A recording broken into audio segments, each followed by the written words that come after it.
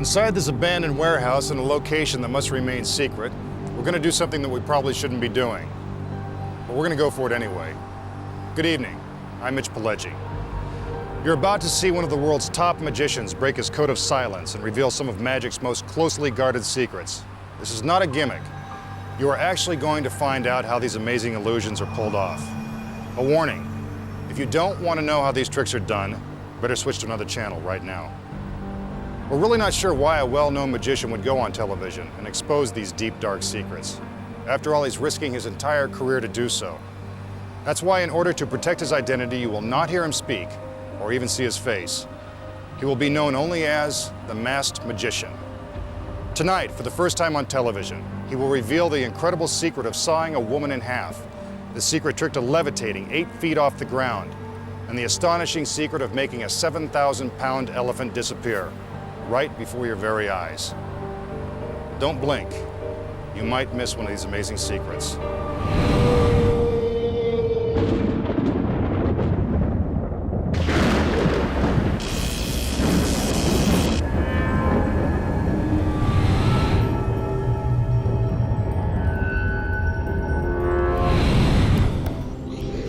You've now entered the warehouse. For his first trick, the masked magician will turn one of his assistants into a tiger. He'll begin by showing you what the illusion is supposed to look like. Then you'll see how it's actually done. It doesn't matter where you see these illusions performed, in a glitzy Vegas show, a big-budget television special, or a show like this where we've stripped away the fancy lasers and pyrotechnics. The tricks are all basically the same. The masked magician makes his entrance.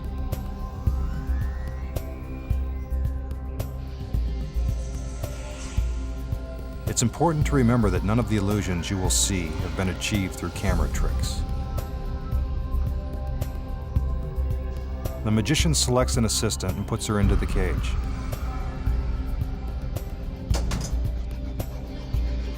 The cage is then covered by a yellow curtain. There's a reason for this. You'll notice that in many of tonight's tricks, curtains or other obstructions are used to hide what's going on behind the scenes. This is when most illusions are actually pulled off.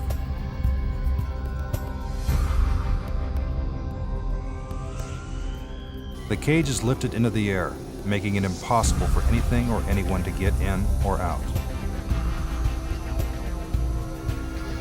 All attention is now focused on the cage.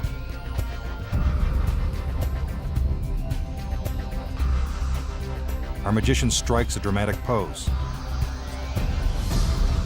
And when the curtains are removed, our assistant has been turned into a 500-pound tiger.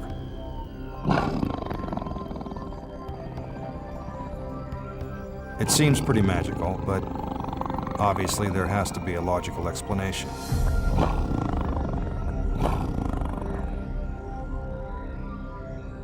Okay, let's let the cat out of the bag and show you how the trick is done. Believe it or not, the tiger is actually inside the cage during the entire illusion. To keep him hidden from view, the tiger must be positioned behind a fake wall.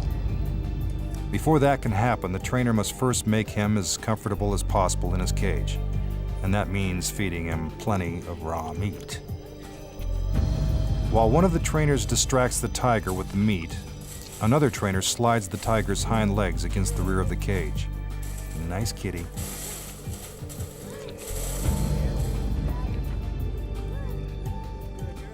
Then the fake wall is gently put into place.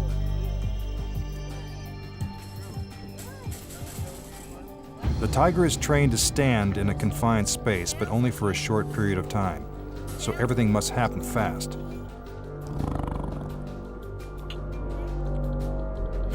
When the actual performance begins, the tiger is already positioned behind the fake wall as the assistant enters the cage.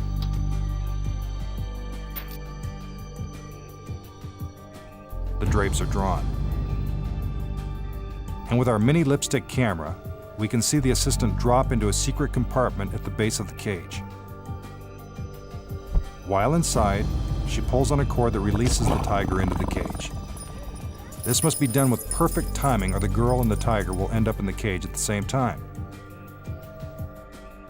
From this angle, you can see that the cage is round at the bottom. This is where our assistant is hiding. Take another look. The compartment is extremely shallow. That's why you don't see too many overweight assistants. Our slender assistant must remain perfectly still, or the tiger will know that lunch is just inches away. It may seem simple, but that's how you turn a lady into a tiger, no matter who's performing the trick.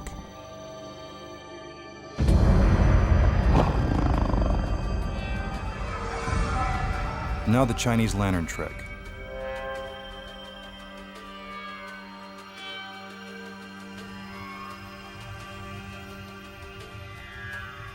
In case you're wondering, these are not the masked magician's regular assistants, so that won't help you identify them. First, notice the assistant with the ribbons. She has absolutely nothing to do with the trick. Her rhythmic gymnastics are merely a diversion, but a nice one. Now our magician brings out a light. This is an important part of the trick because the illusion is all about light and shadows. If something were concealed within a secret compartment of the lantern, you'd be able to see its shadow. The idea is to prove to the audience that the lantern is empty. It certainly looks empty.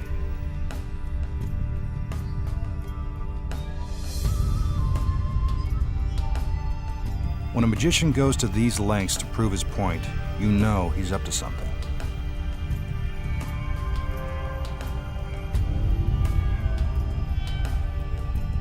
The light is put in place, and the lantern is closed.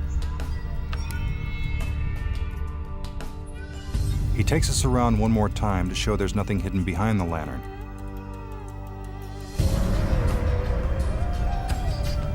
Now it's time for the illusion to begin.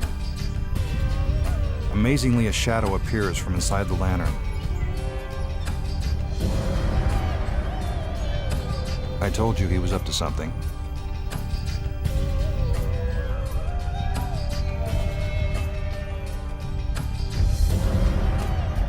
For effect, our magician puts himself into a deep trance as the shadow magically takes on the form of a woman.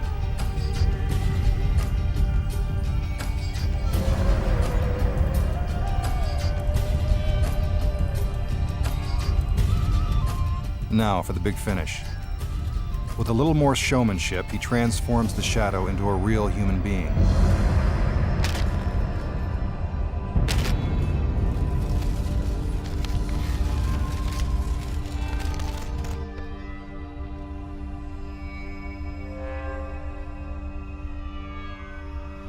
But despite all the artistry, we all know that it was just one big trick. Now we'll show you how it was done.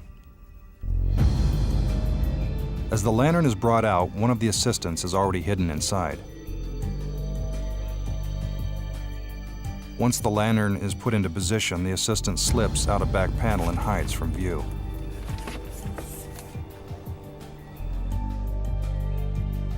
Our magician uses the light to demonstrate that the lantern is empty, which of course it is because our assistant is still hiding outside. He passes the light between the lantern and the assistant in order to avoid casting a visible shadow. The light is put into place and the front of the lantern is closed. The assistant slips back inside the lantern and waits for her cue.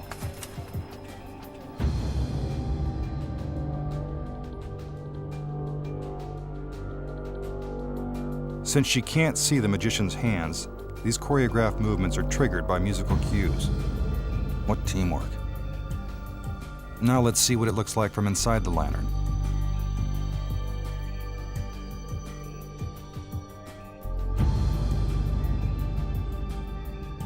Watch as the assistant gets closer to the front screen, making it seem as if a woman is magically materializing.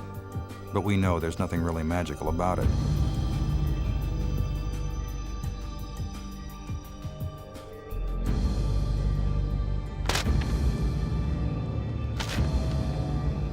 Finally, the assistant pops through the front of the lantern. And our magician has done it again. Coming up, the secret of pulling off a death-defying escape, how to make a woman levitate 8 feet off the ground, and the secret behind making an elephant vanish into thin air.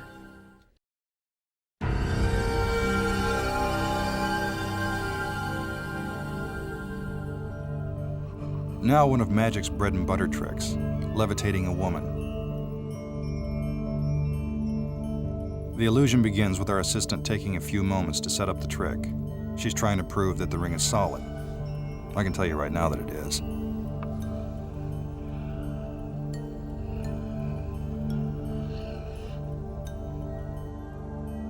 More girls, more rings, more dancing. It's all part of the performance to make the trick seem even bigger than it really is.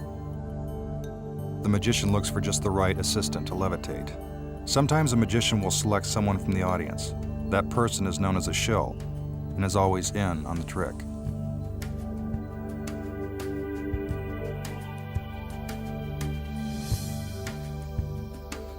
What a shock. He chooses the assistant that just happens to be wearing the long flowing gown. Her dress is an important part of the illusion.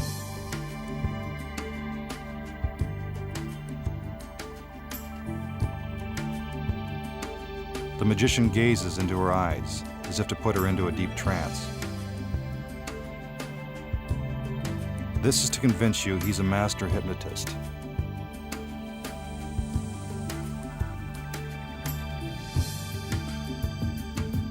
The assistant acts as if she's under our magician's hypnotic powers. He puts her on the table and her body appears to go limp.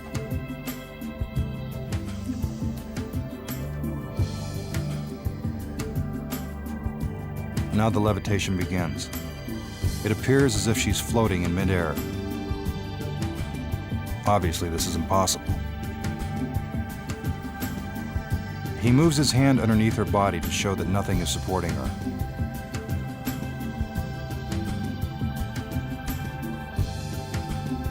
Now he moves the ring completely around her, proving she isn't being suspended by wires or cables.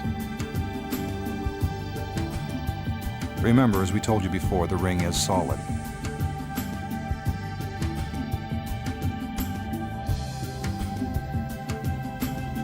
The magician makes it appear as if he's using his hands to guide her down.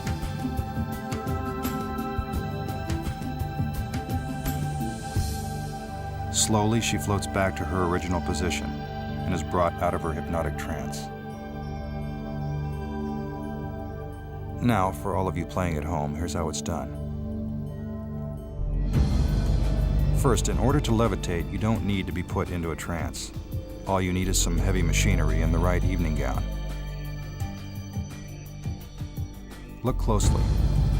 When our assistant's dress is not draped properly, you can see that she's actually lying on top of a 3-foot wide platform. The platform is black, so you won't be able to see it against our curtain. It's attached to a hydraulic forklift positioned behind the curtain. When the magician gives the cue, the magical forklift operator raises and lowers the platform.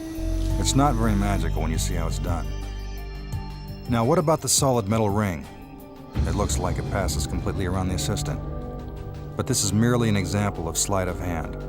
He's only making it appear as if the ring is going all the way around her. From the back, we can see that the bar attached to the forklift prevents the ring from going all the way around the assistant's body. It's the magician's sleight of hand that makes it look as if it really did. And that's the secret behind this classic illusion.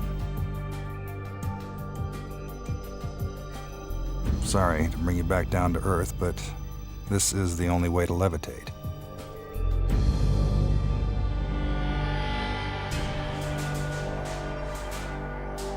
Without a doubt, Houdini was the greatest escape artist who ever lived. Since then, thousands of magicians have repeated his death-defying escapes. You're about to find out how they're done.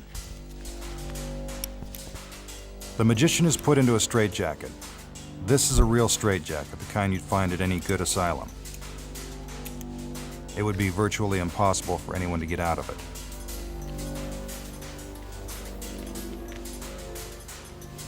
The straps are securely fastened. Then the magician is loaded into a large box. As he struggles with the straitjacket, the lid is put into place.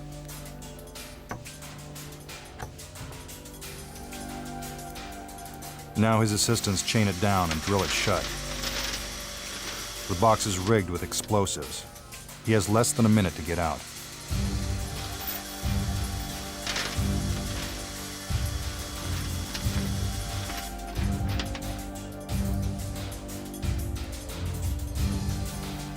Again, the obligatory dancing.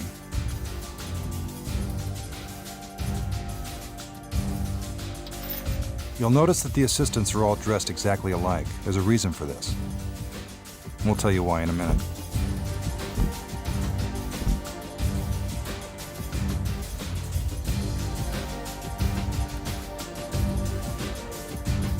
What appears to be a stick of dynamite is attached to the box.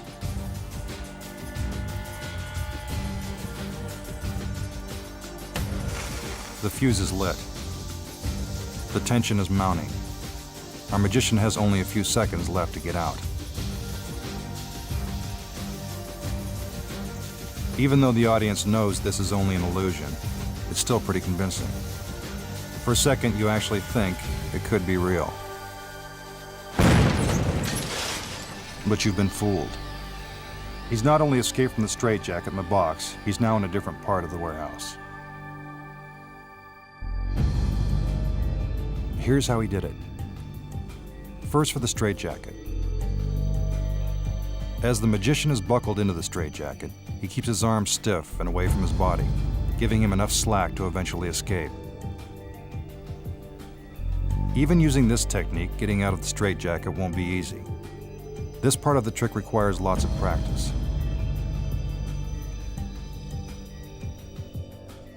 Let's take a look inside the box.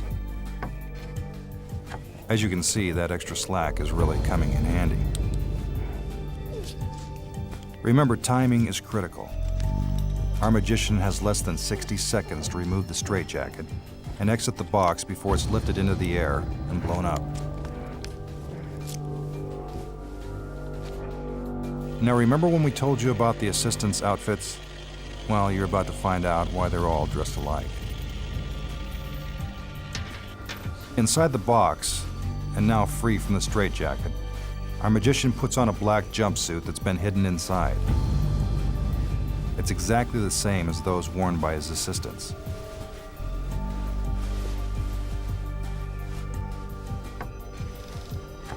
Then he slips out a trapdoor at the back of the box. He puts on a matching cap complete with long, fake hair. Now he's disguised as one of his assistants. This is where the dynamite comes in. It's not only used to create tension, but also to serve as a diversion, allowing our magician to sneak away. See him crouching down there?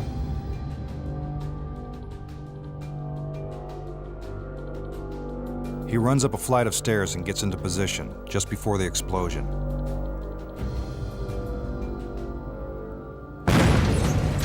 When the smoke clears, he steps out of his hiding place and onto a nearby catwalk. Bet you didn't know that's how it's done. Next, the secret of sawing a woman in half and how to make a 7,000-pound elephant disappear when magic's biggest secrets are finally revealed.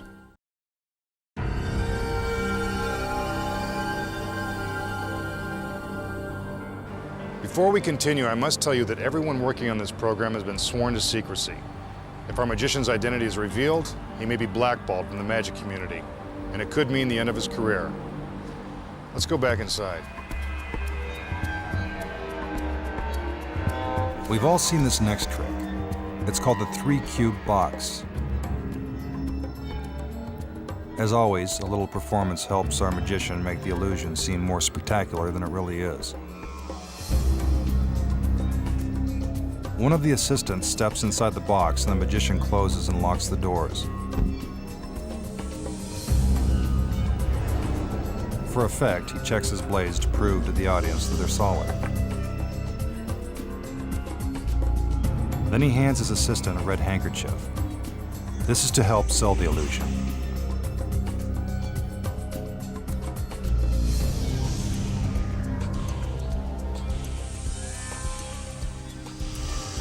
He feigns resistance, as if the blades are actually cutting into it.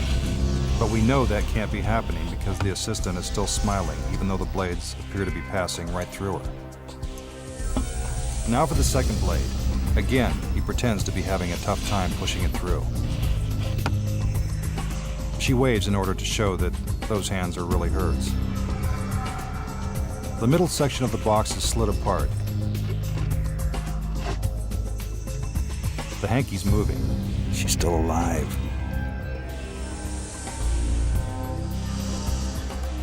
The magician gives you a look at all sides of the box.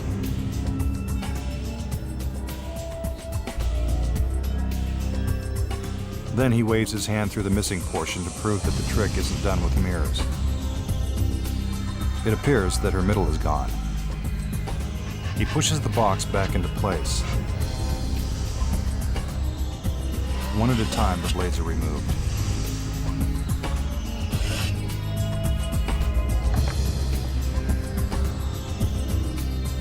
He unlocks the door, and our assistant gets out. All in one piece. To show you how this trick is done, we've removed the middle section of the box. You won't believe how simple this one is. First, our assistant steps into the box, and our magician locks her inside. Then all she does is turn her body sideways and suck in her stomach. Now notice the blades. The handle is considerably wider than the blade itself, an important fact that is concealed by magicians. This creates the illusion that the blades are the same width as the box and are cutting into the assistant. But we can tell that she's really not in any danger. Now the second blade is inserted into the box.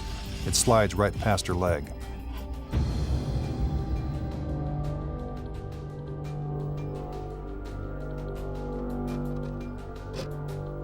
When the magician moves the middle section across, we can see that our assistant's body never moves. Instead, the box moves around her. Take another look in slow motion.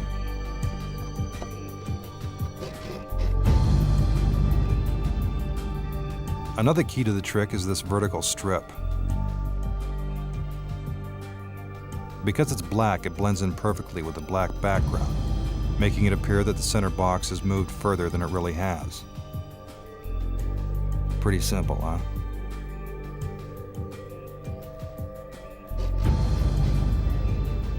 The box is put back together, and the illusion is complete.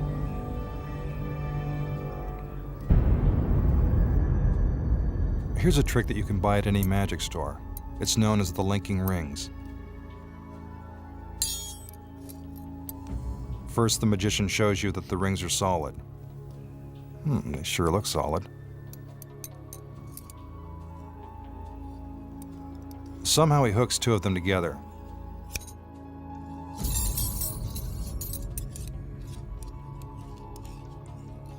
Then he magically separates them. Again, solid, yet together. He does the same trick again, only this time with 3 rings.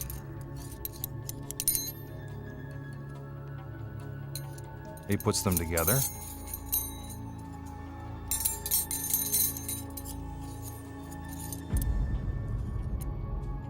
Then he takes them apart. Do you know how he did it? Actually, you won't believe how simple it is. While our magician appears to be forcing the rings together, it's really just sleight of hand. See? There's a tiny gap in one of the rings, which he conceals in the palm of his hand. Since the hand is quicker than the eye, we need to watch in slow motion. Bet you didn't see that the first time, did you? Separating the rings simply requires more sleight of hand. Although it looks like the rings are still linked together, they were actually unhooked a moment earlier. Here's the move. And the rings are now apart. And that's the secret of linking rings. Now for a more complicated illusion, the masked magician will show you how the famous Metamorphosis trick is done.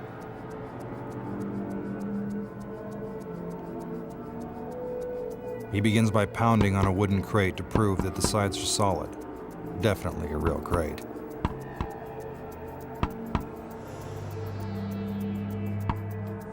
Right on cue, here comes the assistant.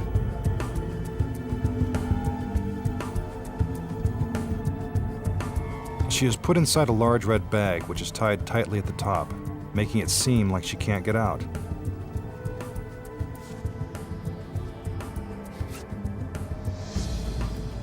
Now the bag is placed into the crate.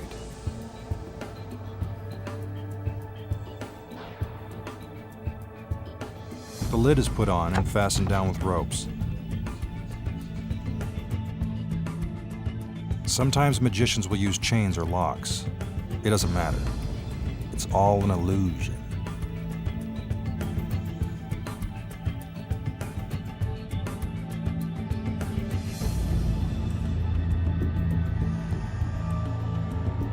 To prove that the crate is solid enough to support his weight, the magician stands on top of it. Then the curtain is raised and he gets inside.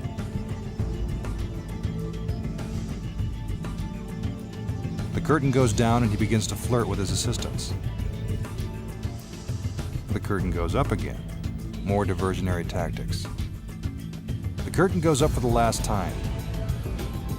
And magically the magician is turned into one of his assistants. Remember? She was the one inside the bag.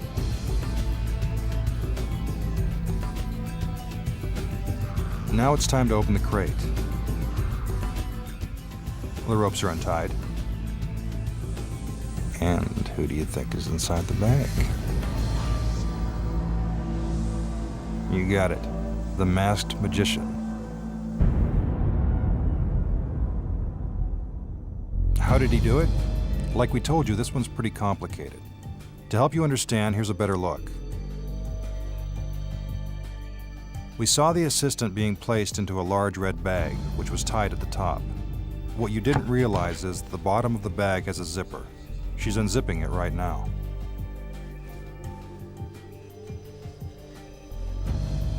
Once the assistant gets out of the bag, she reaches through a hole in the bottom of the crate and pulls on the rope to make it seem as if the lid is tightly secured. It really isn't. The extra slack will later allow her to slide the lid off the crate and make a quick escape. See?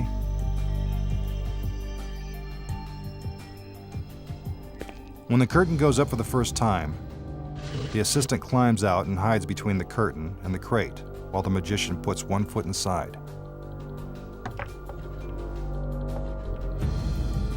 The curtain goes up again, and in goes the other foot. As the curtain goes up for the third time, he quickly climbs inside and closes the lid, as his assistant is revealed on top of the crate. The timing has to be just right in order to look like an instant metamorphosis. Our magician scrambles to get inside the bag while his assistants rush to untie the ropes. He doesn't have to worry about zipping up the bag since his feet are obscured from view.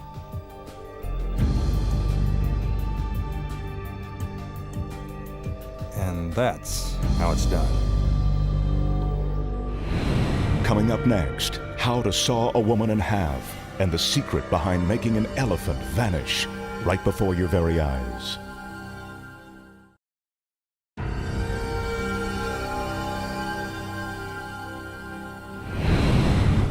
We've all seen a magician saw a woman in half. Now we're going to show you how it's done.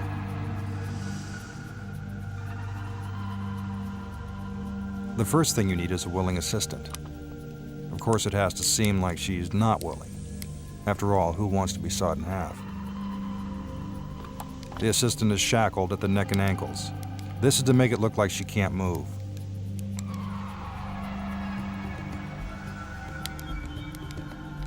Special boxes are then put in place and strapped to the table.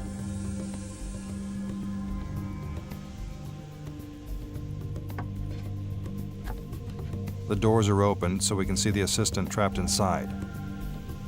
This is one of the things that makes this trick so effective. Finally, her hands are tied. She's not going anywhere. The doors are closed. Now, here comes the saw. This is a real saw. The blade is very sharp. But as you'll see later, that doesn't matter.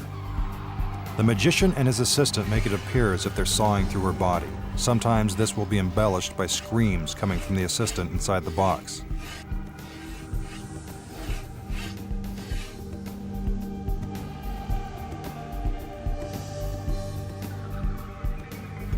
The saw is removed, but our magician isn't done yet.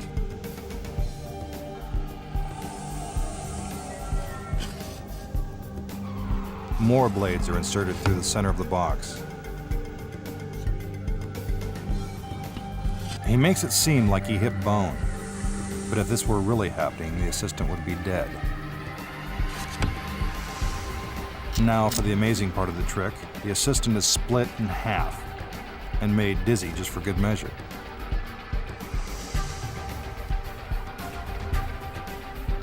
Sometimes you'll see feet sticking out the other end of the box. These are fake feet that move by remote control. The boxes are put back together and the blades are pulled out. The straps are untied.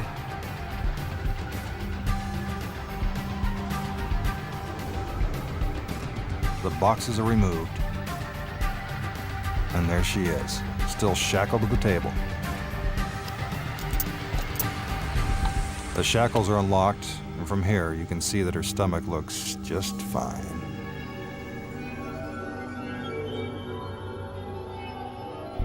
Now for the moment of truth. Here's how it's done. First, the assistant must appear to be completely immobilized. This is the key to the entire illusion. Check out the leg restraints. It's supposed to look like no one could get out of them.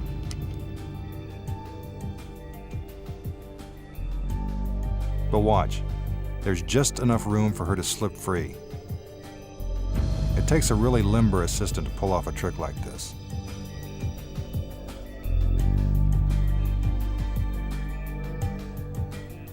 Once the box is closed, she quickly gets out of her shackles and folds her body into the top half of the box, just in time to avoid the blade. This is actually pretty dangerous. The timing must be just right because the assistant has no way to signal to the magician that she's clear of the saw. To enhance the illusion, the boxes are spun around while the assistant remains curled up inside the top half of the box.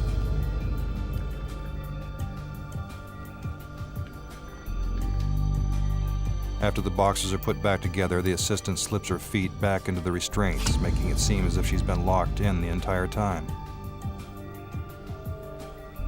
The boxes are removed.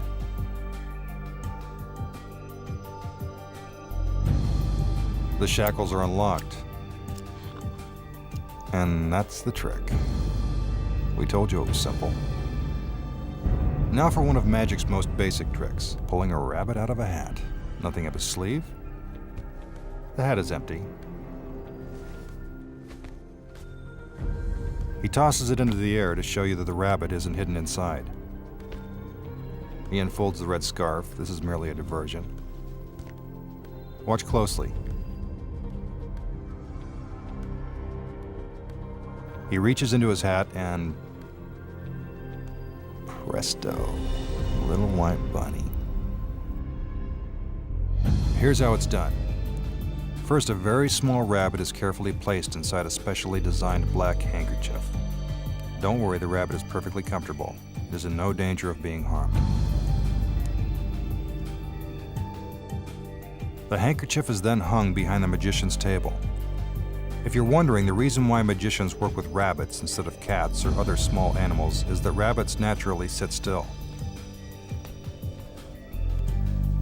When the magician picks up the hat, he also picks up the rabbit and puts it inside. Take another look in slow motion. The hat goes up, and in goes the rabbit.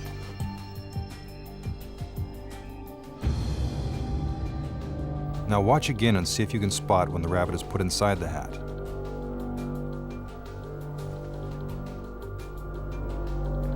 Did you see it?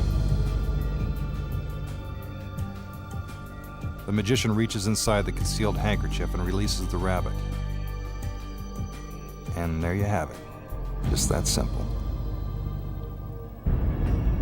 You've probably seen the sword in the basket trick 1,000 times. Now we're going to show you how it's done. Our assistant brings out the basket and gets ready to climb inside.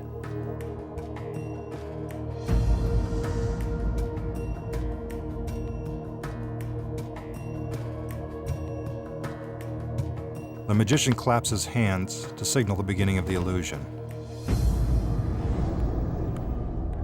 First, the assistant is covered with a black curtain. You'll find out why in a minute. The magician pushes the assistant down into the basket. The lid is put in place and the swords are brought out. They are not fakes. They are real swords and they are very sharp. He drives the swords all the way through the basket. It seems that they are cutting into our assistant. But if that were true, not even Fox would show you that.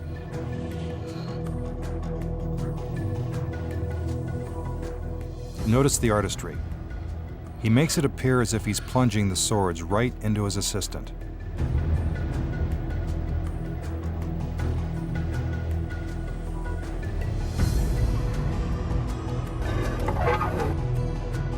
It now seems that there are too many swords in the basket for anyone to survive. One by one, the magician removes the swords from the basket.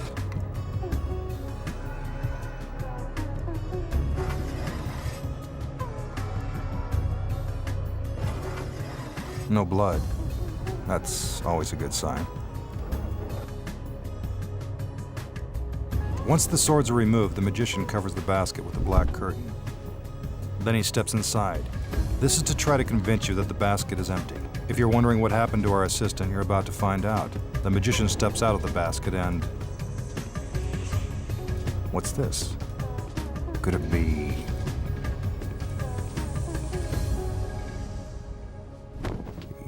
Yes, it's our lovely assistant, without a scratch on her. How did our assistant avoid becoming a human shish kebab? Actually, this is one of the easiest tricks. No smoke or mirrors required. First, while covered with the black curtain, our assistant makes it appear as if she's having a tough time fitting inside the basket.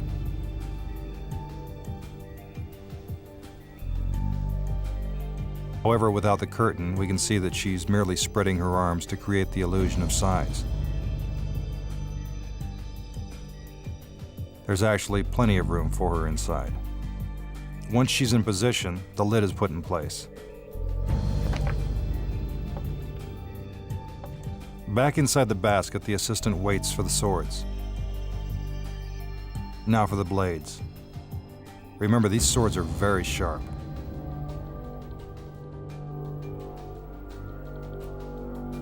With our mini camera, we can see that the assistant knows exactly where the swords are going and helps guide them safely through the basket.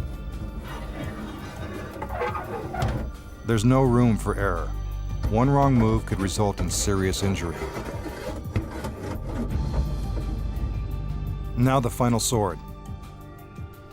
Look how close it comes to stabbing our assistant.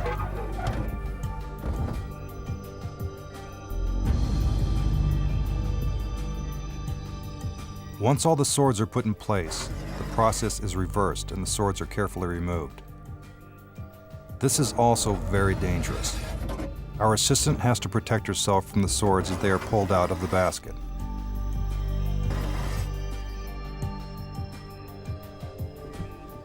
The magician covers the basket again. Then he steps inside, making it appear that it's empty.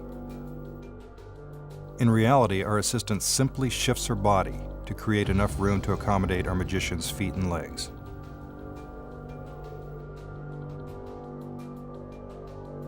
Here's another look from our mini camera. See, there's plenty of room.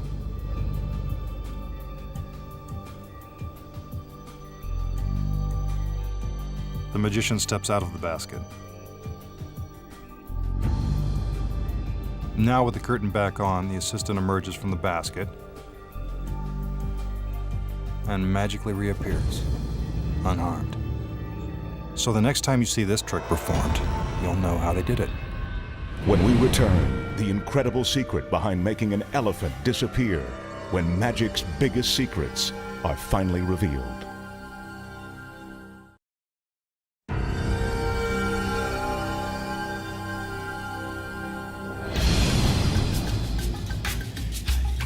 For his final trick, the masked magician will show you how to make an elephant disappear. There's always a lot of pomp and circumstance in building up the excitement for these big tricks, and they don't get any bigger than this. In case you're wondering, that's a real elephant. He weighs 7,000 pounds and stands 9 feet tall.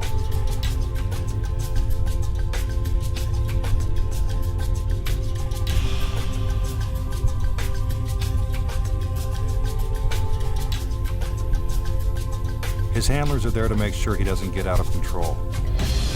It's important to remember that when you're working with wild animals, there's always an element of real danger. The assistants lead the elephant toward the magician. It's going to take a lot of magic to make this big guy disappear.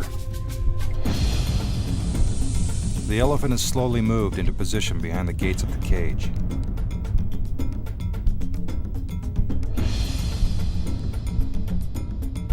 Again, the assistants do a little dance.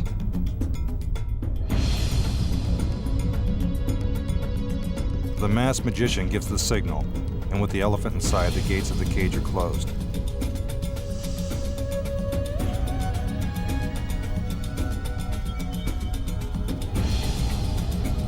Keep your eye on the elephant. You can clearly see that he's still in the cage.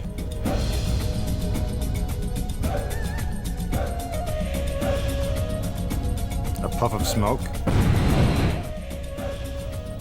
and the elephant is gone. But while all this is happening, the elephant never moves. See, he's still in the cage. That deserves another look. First, the elephant is there.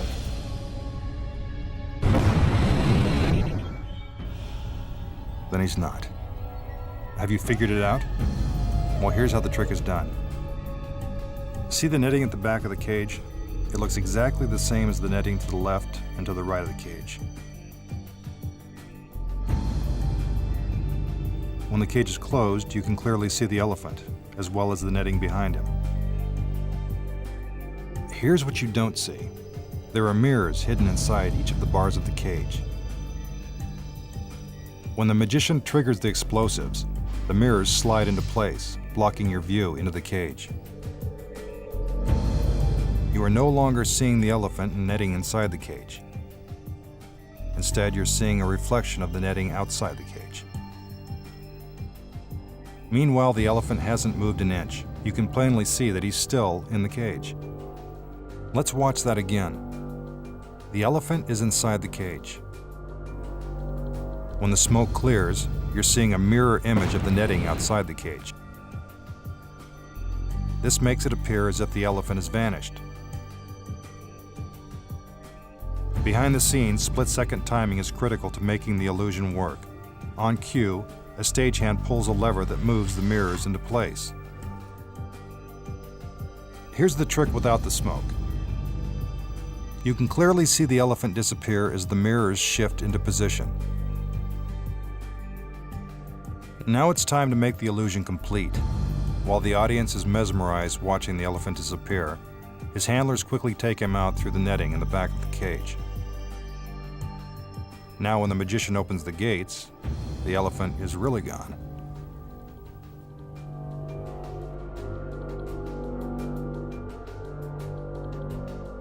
Smoke and mirrors are also used to make other big things disappear. But no matter how large the object, the basic trick remains the same. Breaking the magician's code, magic's biggest secrets, finally revealed. We'll return in a moment. Now that we've shattered some of magic's greatest illusions, hopefully this will encourage magicians everywhere to come up with bigger and even more impressive tricks. And who knows, maybe someday we'll show you how those tricks are done too. I'm Mitch Pileggi. Good night.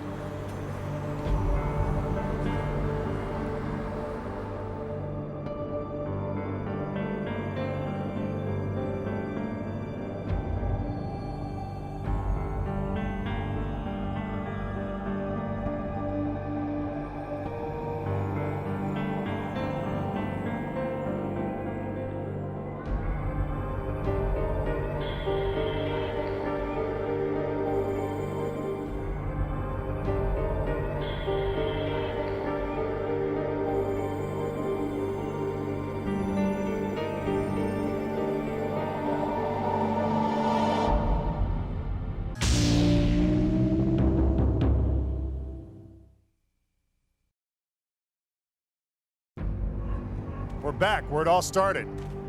An abandoned warehouse in an undisclosed location where our masked magician is about to reveal more of the amazing secrets behind magic's biggest illusions.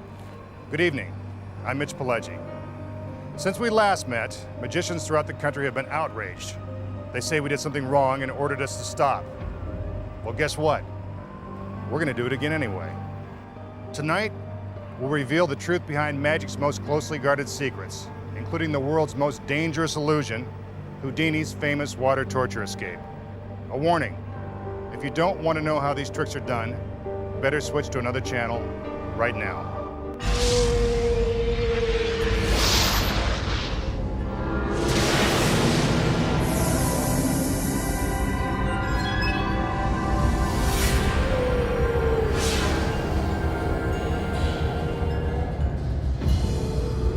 For his first trick, the masked magician will perform an illusion known simply as the crush. The trick is to make it look as if our lovely assistant is being crushed inside this wooden box. As always, we'll start by showing you how the illusion is performed. Then we'll reveal the secrets of how it's actually done. Now for the second box. 2 more assistants step inside and sit down. When the magician gives the cue, a crane lifts the box into the air. Again, the doors are open to prove that there is no extra hiding space at the bottom of the box. It also gives you a chance to see some well-toned midriffs.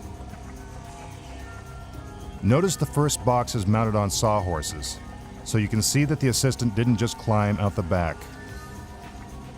Remember, this is a world-class magician performing these dangerous tricks. Please do not attempt any of tonight's illusions at home.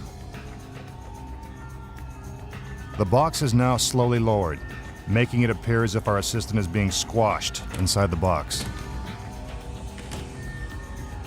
But if that were really happening, you'd probably hear her screaming right about now.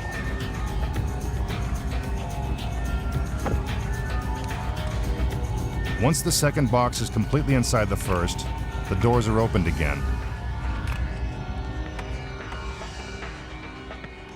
Let's see. She's not in there. Or there. It looks like our lovely assistant has been crushed under the weight of the second box. But we know there has to be another explanation. Once the doors are closed, the box is lifted back into the air. When the doors are opened again, we see that our lovely assistant has somehow managed to survive. Could it be magic? I don't think so. How did our assistant avoid the crush? Here are the secrets. Although it may look as if our assistant is being smashed, it is merely an optical illusion. We've cut out the side of the box so you can see that the back is actually built at an angle. This creates just enough space for our assistant to squeeze into. You need a very flexible assistant to pull off a trick like this, or things can get pretty messy.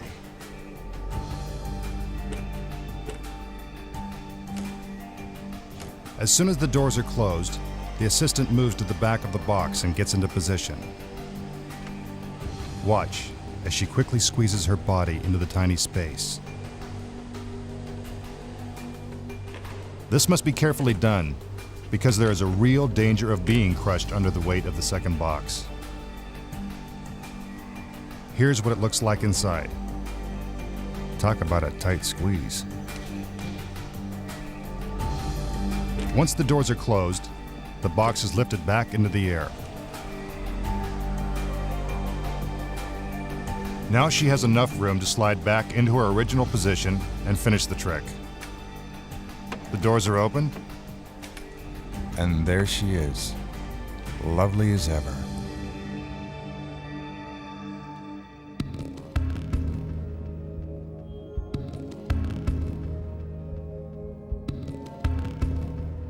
With the help of this very lovely assistant, the masked magician will now create the illusion of teleportation. Most of the time, assistants are used only as a diversion. Not in this case. Here she is a very important part of the trick. The magician wants you to get a good look at the assistant, and not for just the obvious reasons. He backs her up a flight of stairs and onto a platform. They dance around the top to prove that there is no place to hide. The magician takes out a handkerchief and ties the assistant's arms over her head. In order to make it appear that she is tied really tight, he uses 2 separate knots.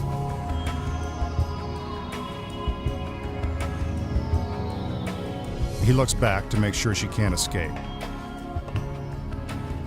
Then the magician makes his way over to the second platform. He climbs the stairs, gets into position, and gives the cue. The curtains go up. When they come down, our beautiful assistant has magically been transported to the other platform. Physically impossible? Not really. While this is one of magic's most convincing illusions, you'll be surprised at how easily it's done.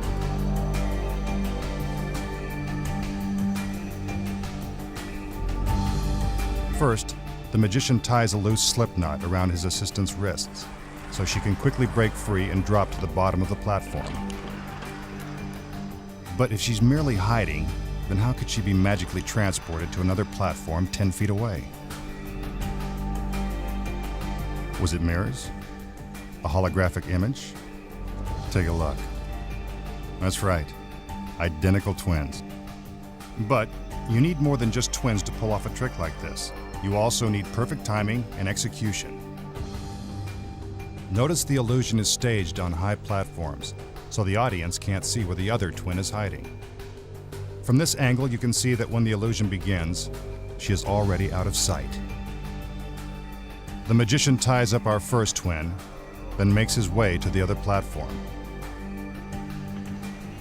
When the curtain is raised, she breaks free and hides in a way only a limber dancer could. On the other platform, her twin sister hides in the exact same position, waiting to make her magical appearance. When the curtain is raised, she stands up, red scarf in hand. A warm hug from our magician, and the illusion is complete. Take another look. With the help of our split screen, you can see the simultaneous action. Virtually all major magicians use twins in their acts. And you thought all they were good for were gum commercials.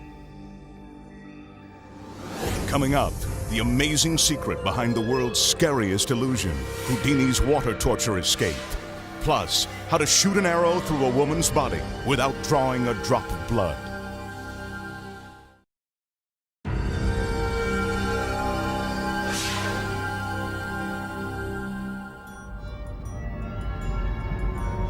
Now the masked magician will turn one of his assistants into the strongest woman on Earth, the Lady of Steel. You've probably noticed she's already got abs of steel, so that's not the trick.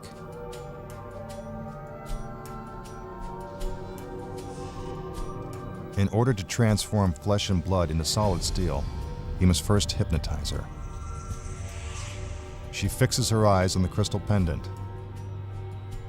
I bet you didn't know that our magician was also a master hypnotist.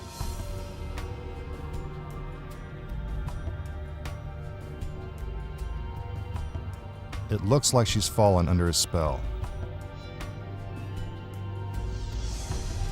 Suddenly, her body goes limp. The magician is now in complete control of her mind and body. She appears lifeless and weak. But not for long. He commands her arm to rise. I told you he was in control of her body. Then he uses his magical powers to infuse her with superhuman strength. Amazingly, her arm is now capable of supporting his entire weight.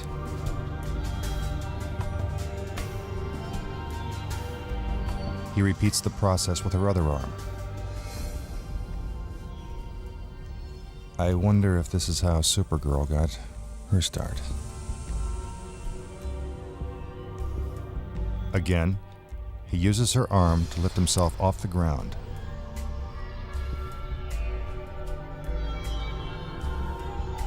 He makes sure that she's still in a deep trance.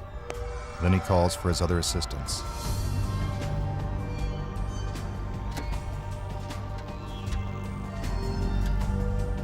They climb up the ladders and get ready to put the Lady of Steel to the ultimate test.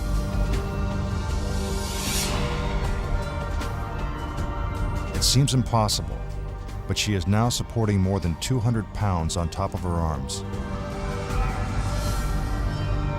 Is this really the world's strongest woman? Don't bet on it. How did he do it? This trick is done with a little sleight of hand and a lot of help from this ordinary-looking chair. As for the magician's incredible hypnotic powers, he has none. But you probably knew that. Now, here's what you didn't know. While it looks like he's turning his assistant into a Lady of Steel, he's only doing this to block your view. This is so you won't see him secretly pulling out metal bars that are hidden in the back of the chair. This is what it looks like without the assistant. Here's something else you didn't know. The chair is actually made of welded steel. It's painted to look like wood. It's also bolted to the ground, so it can't move. Although it appears that the assistants are climbing out onto her arms, they are actually standing on the metal bars. This requires excellent balance and coordination. Meanwhile, our Lady of Steel must keep her arms perfectly still so the audience can't see the bars. And that's how it's done.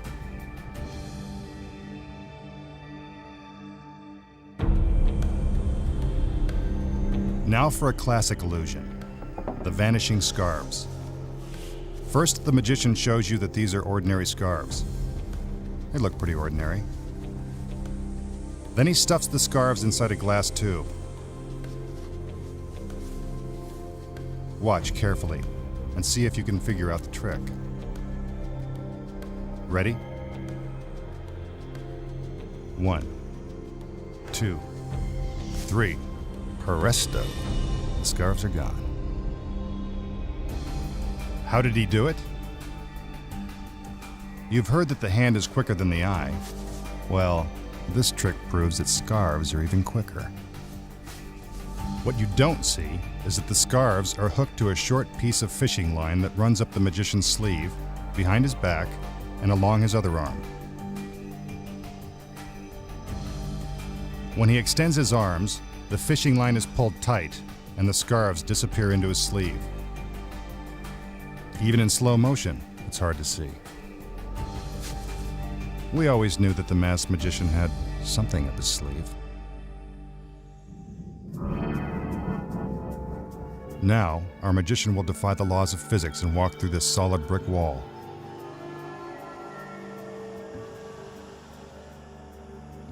First, he'll demonstrate his amazing powers with the help of this ordinary egg. He pushes the egg into the wall, and it vanishes.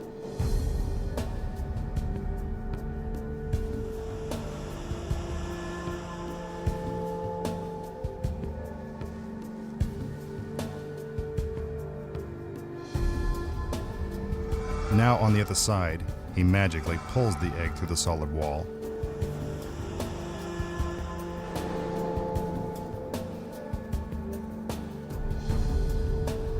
Yes, the egg is real. And so's the mess.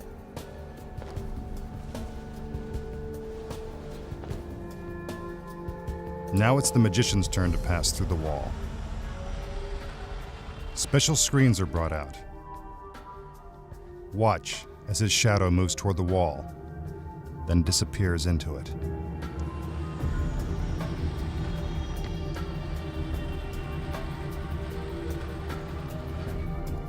Now the assistant gets a chance to try out her dramatic skills. She acts as if the magician is stuck inside.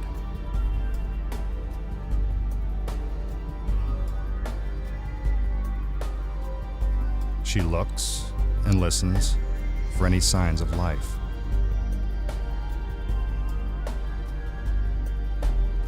The screens are brought around to the other side of the wall, and the process is reversed. Now it seems as if the magician is emerging from the center of the wall.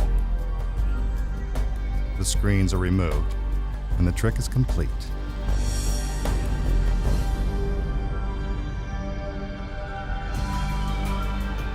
Now let's find out how it was done. For starters, the wall really is made of solid brick, so that's not the trick. As for the egg, well, from this reverse angle, we can see that this is a simple palming trick, like when your favorite uncle makes a quarter disappear, then reappear out of your ear. Take another look from the front. While it looks as if the magician is pushing the egg into the wall, from the reverse shot, we can see it's really just tucked behind his thumb. It remains hidden in his hand as he makes his way to the other side of the wall. From the front, the egg is still concealed from view. But with the reverse angle, we can see how he makes it appear as if the egg is coming straight out of the wall. He cracks it open to prove that he wasn't using a collapsible egg. Now the assistants bring out the screen. A light is turned on so you can see the magician's shadow. Here's what it looks like from the front. As the magician moves toward the wall, our magical lighting director slowly fades the light. It now seems as if the magician has disappeared into the wall. After moving to the side of the screen, he makes his escape. The assistant examining the wall is merely a distraction that allows the magician to get inside the screen. As the assistants move the screen to the other side of the wall, you can clearly see that the magician is walking inside. This must be done carefully, or the audience might see his feet or shadow.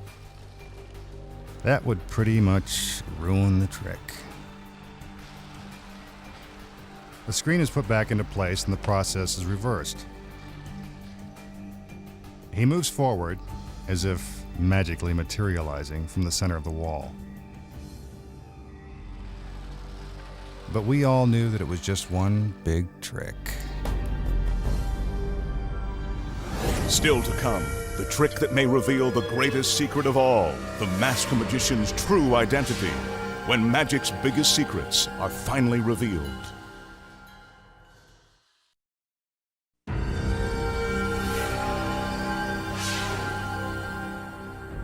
It takes more than just secrets to make these illusions appear so amazing. It's the showmanship of the magician that creates the ultimate effect. Let's go back inside. For his next trick, the masked magician will bring this ancient suit of armor to life.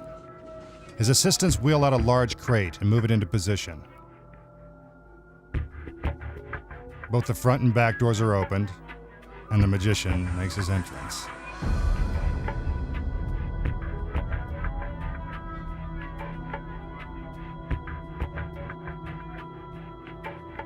Piece by piece, he begins to build the suit of armor.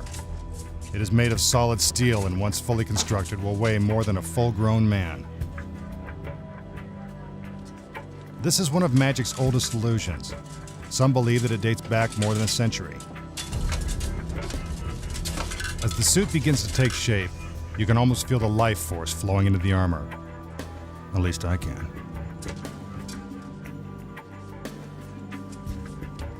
The magician fastens the right arm to the torso. Let me assure you that there is no place to hide inside the crate.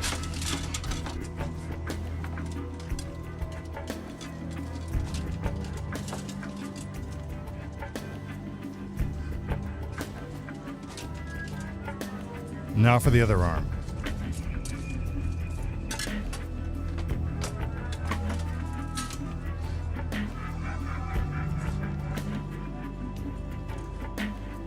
He picks up the helmet and puts it in place.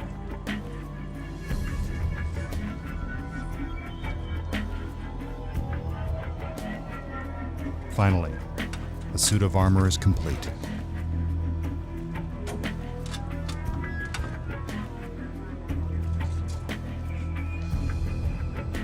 The doors are closed.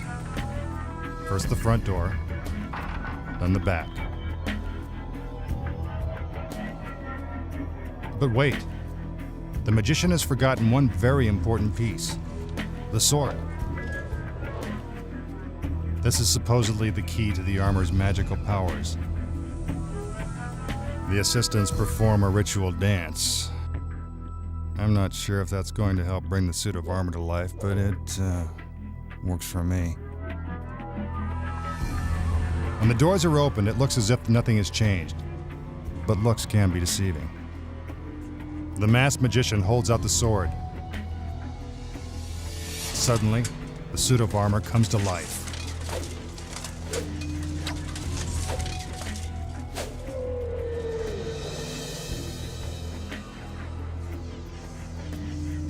How is that possible? Here are the secrets. As the crate is slowly brought out, the magician is already inside. And so is an actor dressed in a suit of armor. Notice that when the crate is opened, the back door is opened a split second ahead of the front door. This gives our actor just enough time to hide from view. This simple misdirection makes it appear as if the crate was always empty. Now the magician assembles the suit of armor. Once the front door is closed, the magic really begins. Our actor hustles inside the crate and moves the suit of armor into position so it can be concealed from the audience's view. Outside, our dancers are doing a great job of distracting the audience. This is important because it takes our actor quite some time to strap the suit of armor to the back door. So when the door swings open, the empty suit of armor will be out of view and our actor can take its place. The front door is opened and the audience has no idea that they are looking at a duplicate suit of armor. Our suit of armor comes to life, and the masked magician has done it again. For his next trick, the masked magician will shoot an arrow straight through his assistant's body, without drawing even a trace of blood. He blindfolds the assistant in order to spare her the horror of looking down the barrel of a loaded gun.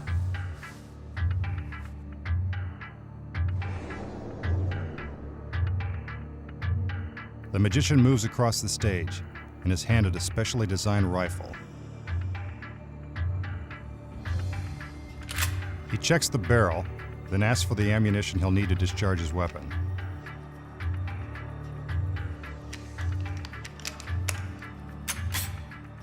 The gun is cocked and ready. Now for the arrow. Since it will be traveling at a high rate of speed, he ties a ribbon around it so you can follow its path through our assistant's body and into the target. He loads the arrow into the barrel of the gun.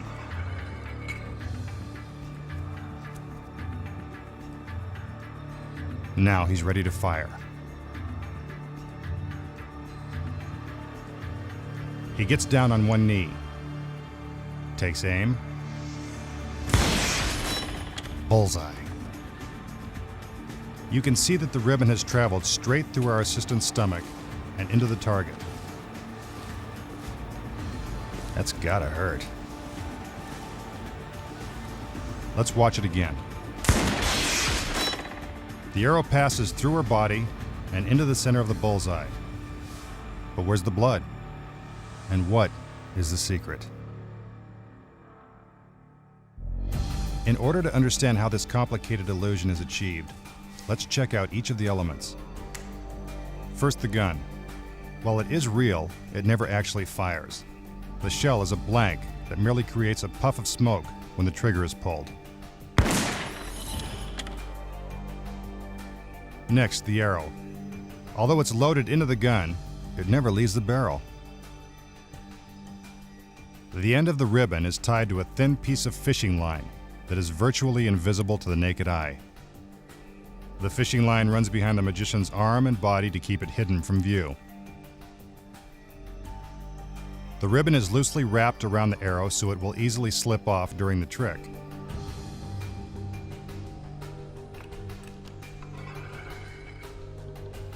When the illusion begins, the fishing line is already strung along a path that runs from the ribbon, across the floor, and into a metal tube concealed beneath our assistant's dress. The fishing line enters the tube, goes around her body, out the back of the tube, and into a hole in the center of the target. See our magical stagehand behind the target? He's there for a reason. We'll tell you why in a minute. Meanwhile, the fishing line continues out the back of the target and is attached to a sandbag hanging 30 feet above the warehouse floor. At the moment the gun is discharged, the sandbag is released, and its weight pulls the fishing line and ribbon straight through our assistant. Let's take another look. The magician fires. The ribbon is pulled from the gun, through the tube that wraps around the assistant, and into a hole in the target. I know what you're thinking. If the arrow never leaves the gun, then how does it hit the target? Here's the secret. A second arrow is actually concealed within this vertical black stripe. Behind the target, our stagehand waits to release the arrow on cue. See the arrow dropping into position? Seems complicated, but it's really pretty simple, once you know the secrets. Coming up, the amazing secret behind Houdini's famous water torture escape, when magic's biggest secrets are finally revealed.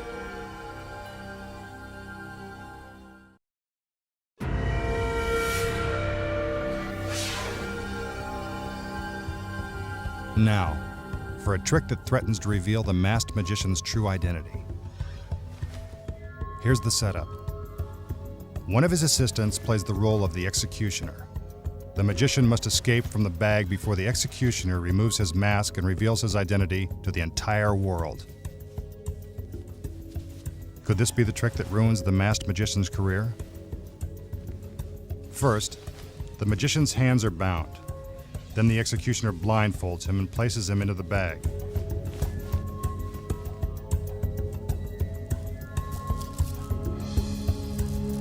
Next, he is positioned behind a three-sided enclosure.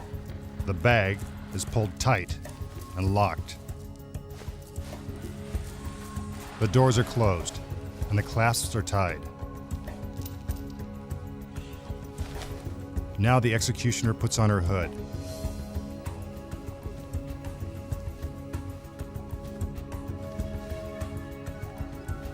She moves all the way around the enclosure.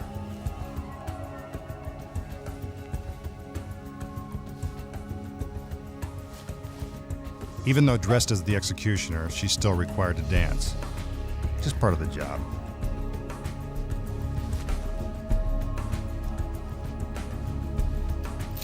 The executioner opens the doors and reveals that the magician is still trapped inside. Will he manage to escape before being unmasked? The doors are closed and secured. The executioner moves around the enclosure one more time.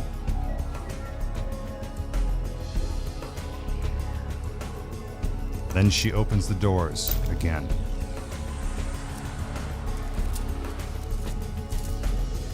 Time to pull off the magician's mask. But wait, that's the executioner. Then who's under the hood? You guessed it. The masked magician. What a surprise. How did he do it? First of all, when the trick begins, a second assistant is already hiding behind the enclosure as it is rolled onto the stage. The assistant is also dressed in an executioner's robe and hood. But that's not all that's hidden behind the enclosure. There's another executioner's robe and hood, as well as a second magician's mask, hanging on the back door. You'll find out why in a minute. Out front, the executioner puts on her hood and begins to dance around back. That's where the first switch happens. The executioner removes her hood, while the second assistant takes her place and dances around to the front. Meanwhile, the magician is still locked inside. He unhooks a secret link in his chains so he can free himself from the bag and trade places with the executioner. The executioner grabs the second magician's mask and through a secret back door switches places with the magician. Once inside, the executioner puts on the magician's mask. While all this is happening, the second assistant is out front creating a diversion with a dagger. This gives the executioner enough time to finish putting on the magician's mask and get inside the bag. When the doors are opened for the first time, the audience has no idea that a switch has been made. They don't realize that the original executioner is now in the bag, pretending to be the magician, while the second assistant is now disguised as the executioner. Meanwhile, the magician is hiding behind the enclosure, putting on the black robe and hood so he will look like the executioner. Now, the second assistant moves behind the enclosure and hands the dagger to the magician. The magician picks up where the second assistant left off and continues around to the front. He opens the doors. The audience thinks it's our magician who's about to be unmasked, but we know better. The mask is removed, revealing the original executioner inside the bag. And with his identity still a secret, it's none other than the masked magician. You've seen magicians make doves magically appear. That's easy. Now you're going to see them disappear. The magician opens a special box. These are real doves. Nice birdie. He loads the first one into the box, then closes the lid. Now for the second dove. Easy there, little fella. In you go.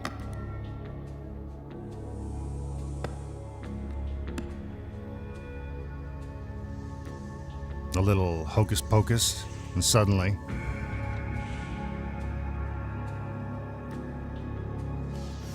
the doves are gone. How did he do it?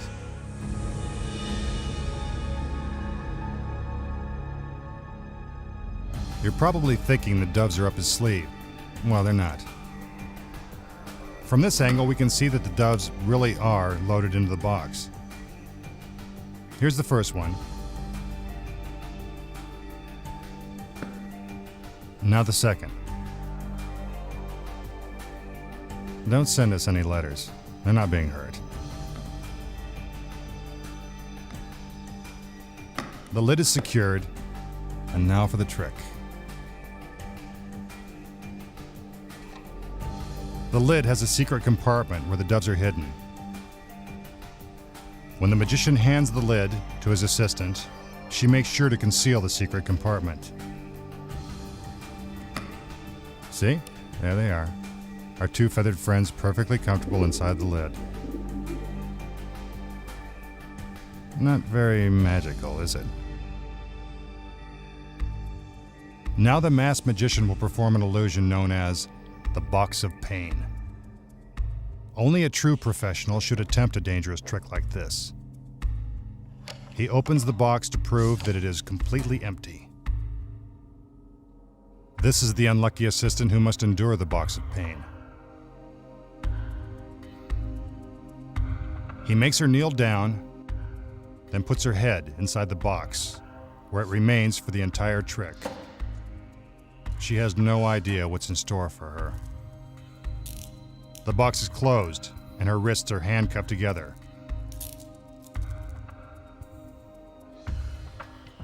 Now for the sword. It is a real sword. In fact, it's so sharp it appears to glide straight through the box and into our assistant's head. Quite unpleasant. Now for the daggers. You can almost feel the assistant's pain as the first one is plunged into the box. Since the box is about the size of her head, the natural conclusion is that she's being impaled. She clenches her fist as another dagger is driven into the box. What did she do to deserve this?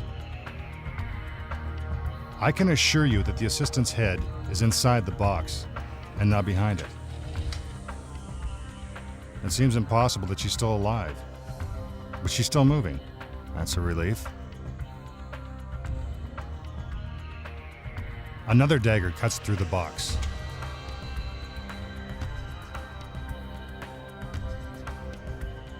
Watch as she flinches in pain when the blade is inserted. It hurts just to look at it. Now the box is riddled with blades. But that doesn't stop our magician. There's always room for one more.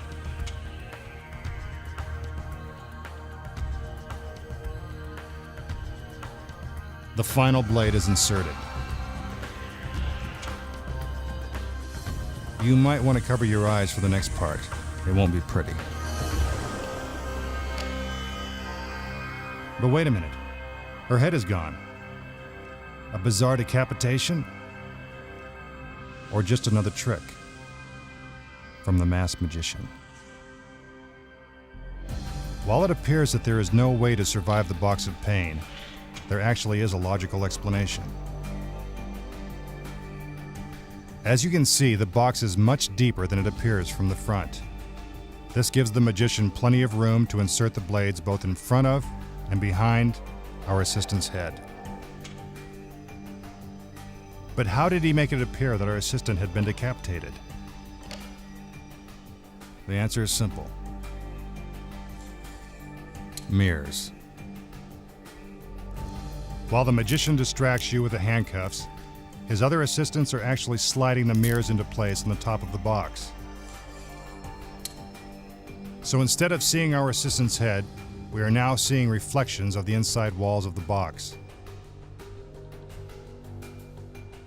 From this angle, we can see the mirrors slide into place as our assistant shifts her head backward. The sword also plays an important role in this trick. It covers the seam between the two mirrors, creating the illusion that you are seeing all the way to the back of the box. As for the blades, they are carefully inserted into the box so they surround our assistant's head without cutting into her. The blades come so close that they actually pass through her hair.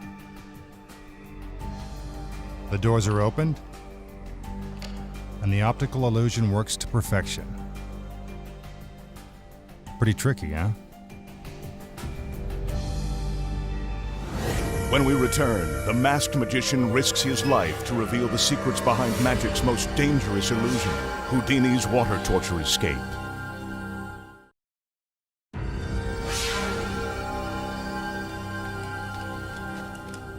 Most tricks aren't very dangerous, but this one really is. The masked magician will now risk his life to perform Houdini's famous water torture escape. He inspects the torture chamber to make sure that it is airtight. There are more than 500 gallons of water sealed inside.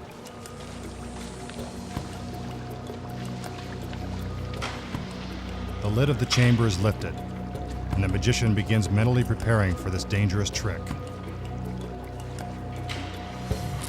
His wrists are handcuffed by one of his assistants.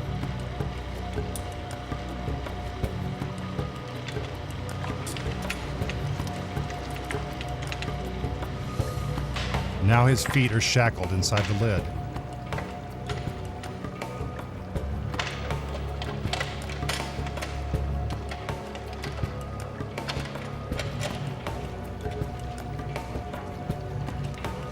Once he is tightly secured, the crane hoists him into the air.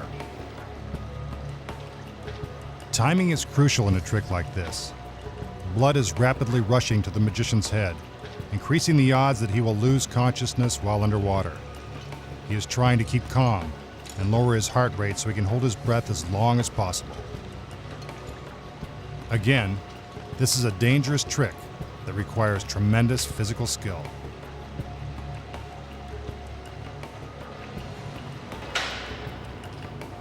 He is put into position.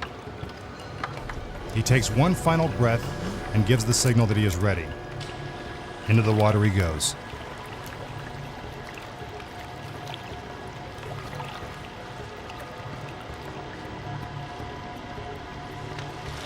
Since there is no extra room in the chamber, water begins to pour out onto the floor.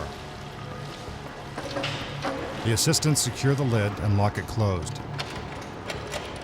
Now the magician has been underwater for almost 30 seconds. The curtain comes up. How long can he hold his breath? Hopefully, long enough. We move completely around the chamber to prove that he has not merely slipped out the back. He hasn't.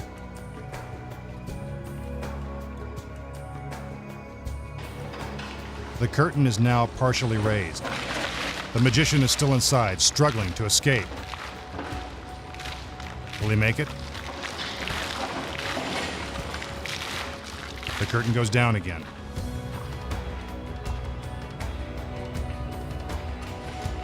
Time is running out. The tension is mounting. It's going to take some real magic to get out of this one.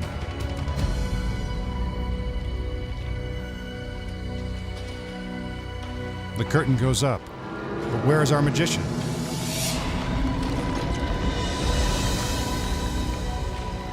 There he is.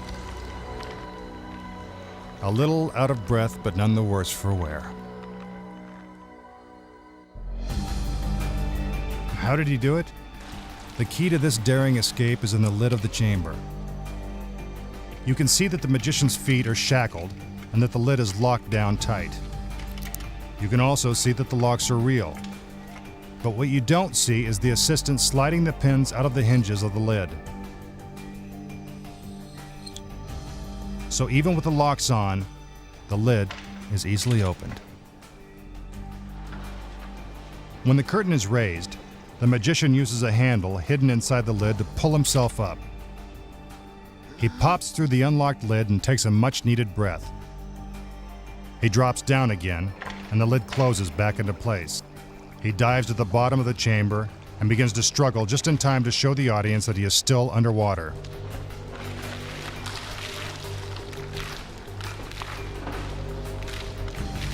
When the curtain goes down again, he removes the handcuffs, which are specially rigged for just such a trick. See how quickly he breaks free? Once loose from the handcuffs, he uses the handle to pull himself up and completely out of the torture chamber.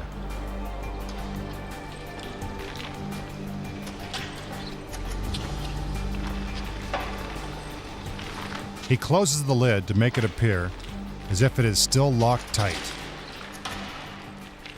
While the audience is wondering if the masked magician is still alive, he is merely waiting for his cue. The curtain goes up, and Houdini couldn't have done it any better.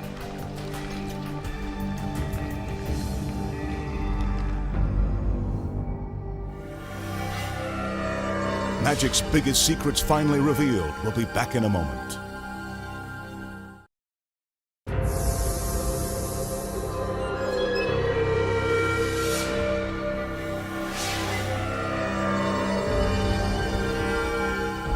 Time for our magician to go back into hiding and start preparing for our next show.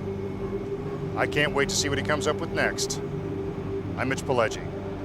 Good night.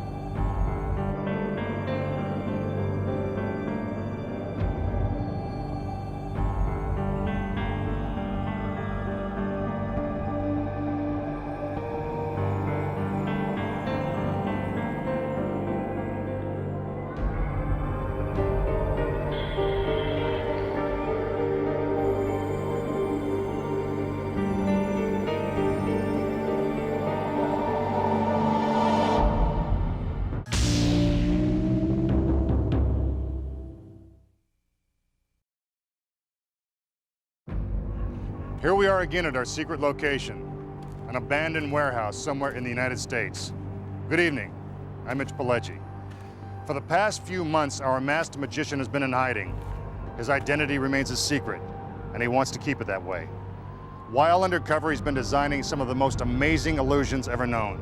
And tonight, he's going to show you how they're pulled off. We'll reveal the secrets that no magician wants you to see, including the most dangerous trick ever performed, catching a speeding bullet in your teeth. And the incredible secrets behind making a 110,000-pound army tank disappear. If you think it's done with smoke and mirrors, you're wrong. As always, if you don't want to know how these amazing tricks are done, better change the channel right now.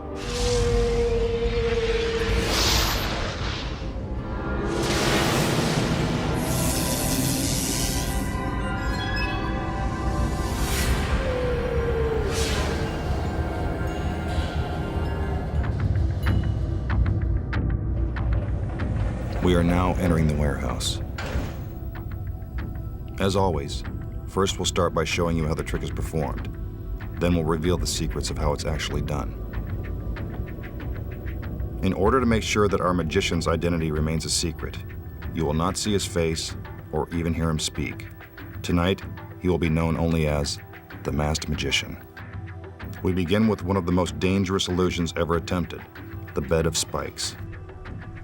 This is a world-class magician performing these perilous tricks. Please do not attempt any of tonight's illusions at home. Check out the spikes. They are 18 inches long and made of steel. The top platform weighs more than 500 pounds, and when it comes crashing down, it is capable of driving the sharpened spikes straight through a slab of solid cement. Imagine what that would do to our magician if this weren't just a trick.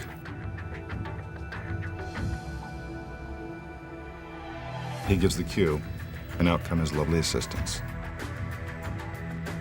This illusion dates all the way back to the 19th century. It was originally called the Death of Cora. These are not the masked magician's regular assistants, so we can show you their faces without fear of revealing his true identity. He lies down on the bed of spikes. I don't think he's going to get much sleep.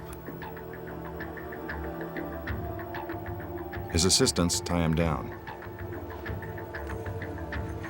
They use thick leather straps to make sure his hands and feet are tightly secured.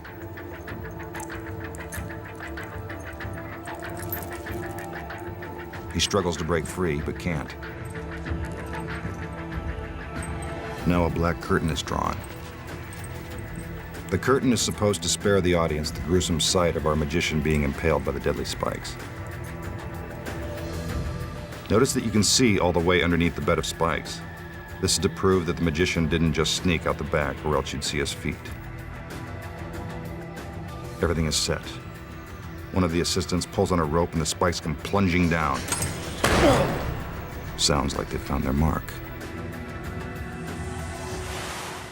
But the show just started, so you know we wouldn't let that happen.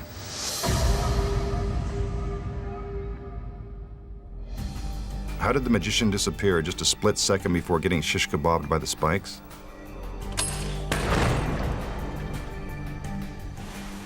Here are the secrets.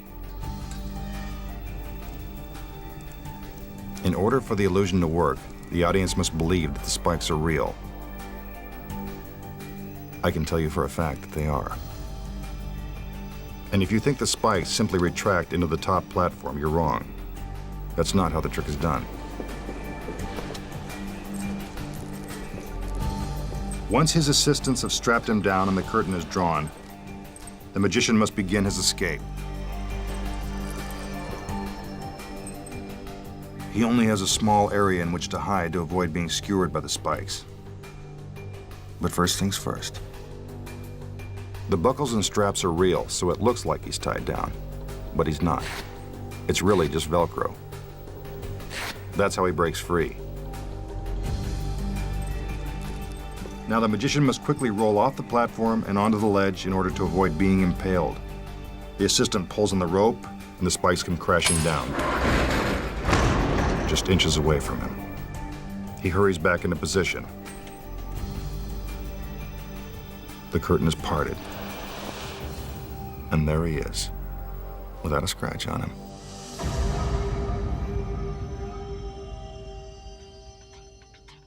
Now the masked magician will perform an illusion known as the stretch. He examines the huge cabinet that has supposedly been designed to stretch a human body. What will they think of next?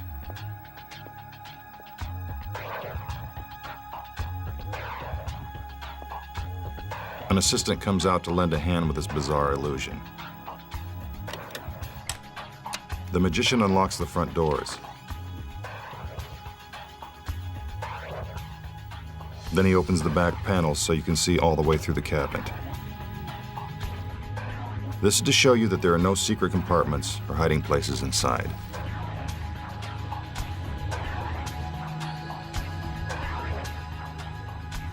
The doors are closed and the magician inspects the stretching device. Now a stool is brought out. Here comes the assistant that's about to be stretched.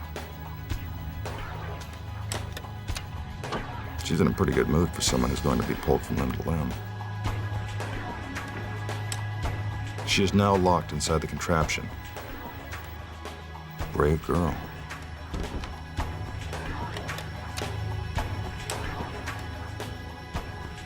Once the doors are closed, her hands and feet are put into position. The magician tickles them to convince you that they are real.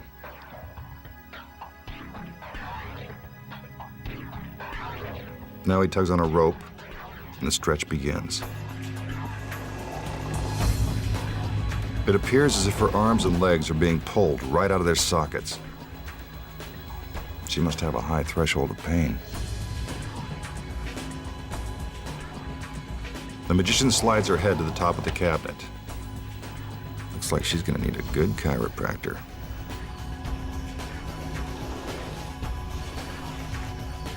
Her head is forced to the bottom.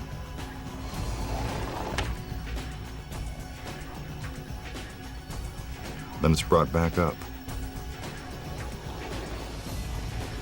Now for a little Linda Blair exorcist action. A perfect 360. It doesn't seem humanly possible. Her hands and feet are put back into their original position.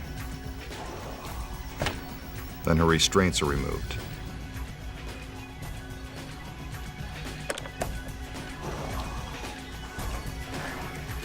The doors are opened, and there she is, in perfect shape.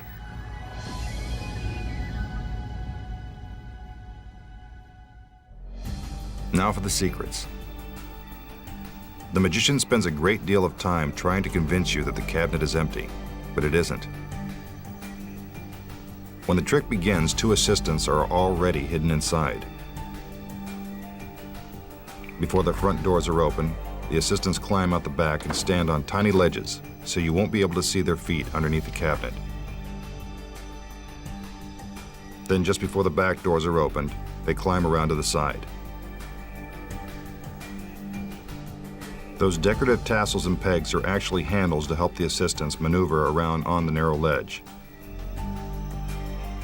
You can't see them on the side of the cabinet because the front doors are now open and blocking your view.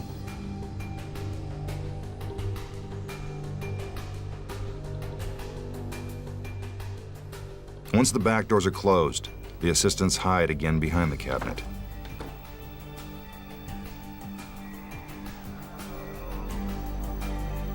When the assistant that's about to be stretched gets inside, so do the other assistants. It's their hands and feet that you see during the trick. They wear the same fingernail polish and stockings of the assistant being stretched to make the illusion seem even more convincing. Watch as they put their hands and feet into the holes and prepare for the stretch.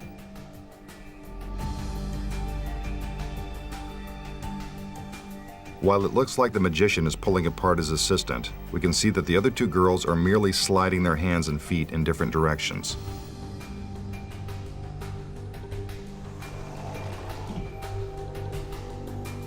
So how does the assistant's head get to the top of the cabinet? It's pretty simple. She's standing on the stool.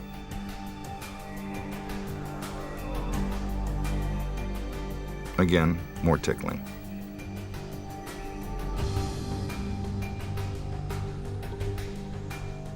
As the assistant moves her head lower, the stool is removed and she drops to her knees in order to put her head on the bottom of the cabinet.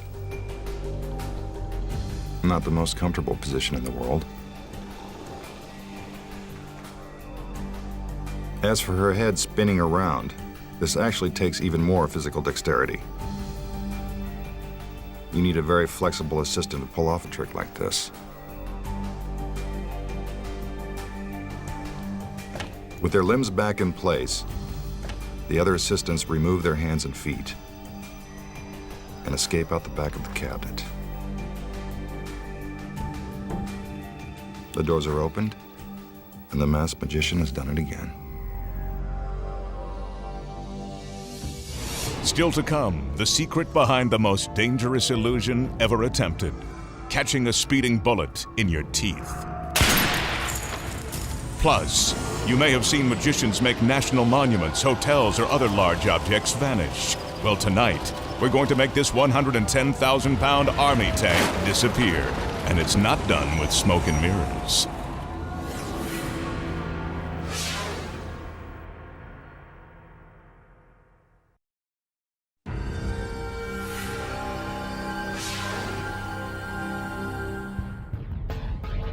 Now the masked magician will perform one of magic's scariest illusions, the Daggers of Death.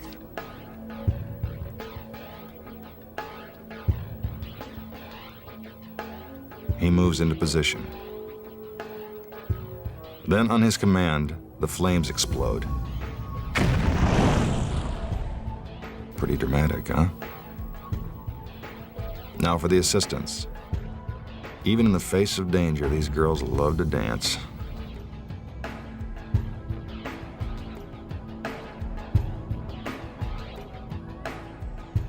But enough. It's time to get started. In this trick, the masked magician will throw razor-sharp daggers at one of his assistants. Let's hope his aim is good. It's not easy finding brave assistants these days. Ah, the daggers. They are real and very sharp.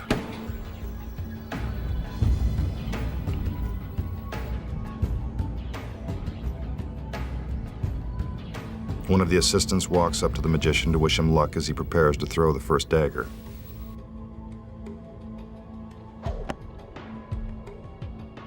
He rears back and lets it fly.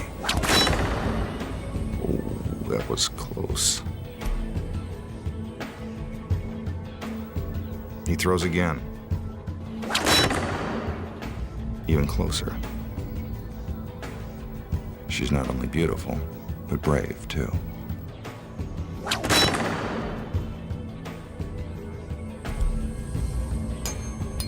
Now, two at a time.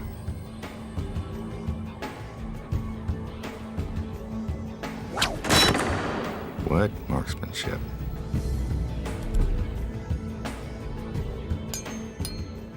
Gee, I didn't know he was ambidextrous.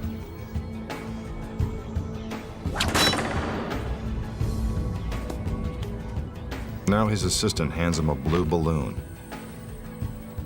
Yes, this is an ordinary blue balloon.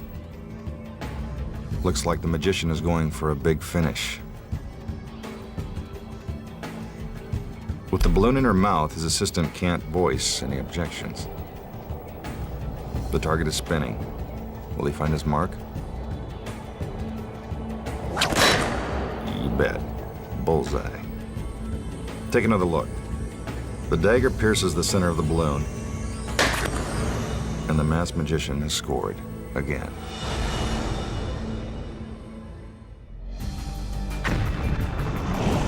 How did he do it? Here are the secrets. First, he never really throws the daggers. That would be far too dangerous. While your eyes are glued to the target, he simply palms the daggers and drops them into a secret pocket inside his jacket.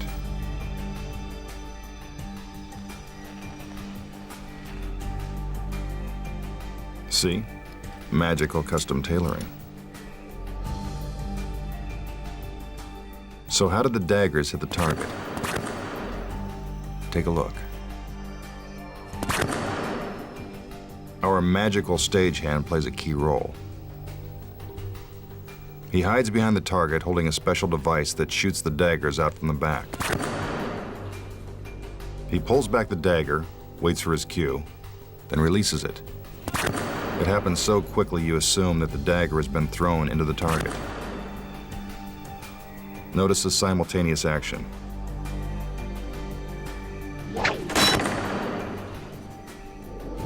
Now for the balloon. Again, a dagger is released from behind the target. But this one is a little different. See, it has a tiny pin on the end of the handle that pops the balloon. You may have seen this trick performed with hatchets or flaming knives at carnivals or county fairs. But this is how it's always done.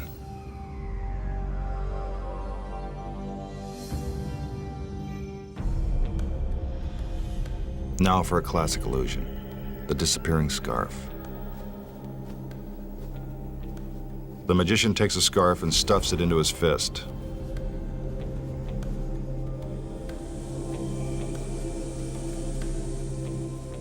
A little hocus pocus, and presto, it's gone. Where did it go? Let's see that one more time.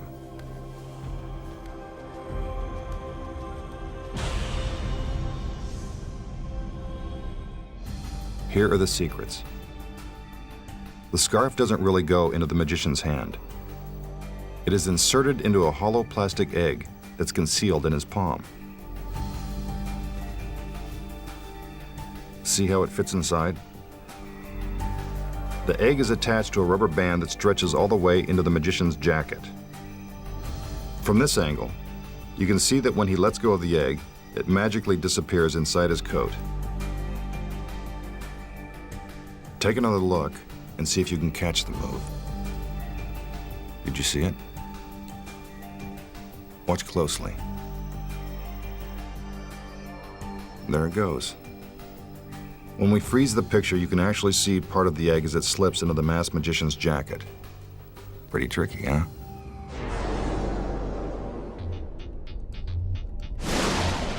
Now for an illusion known as the haunted house. Don't be scared. It's only a trick.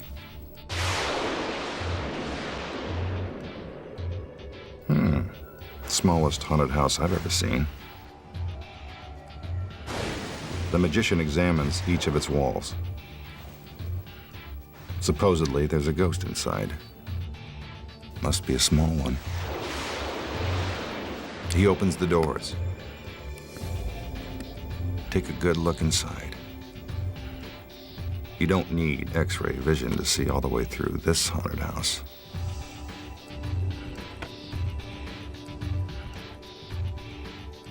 What's this? A tiny rocking chair.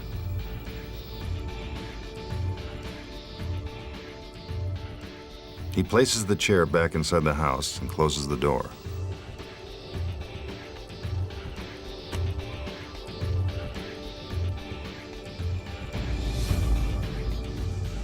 A little abracadabra. The doors are opened. And somehow a tiny doll has materialized in the chair.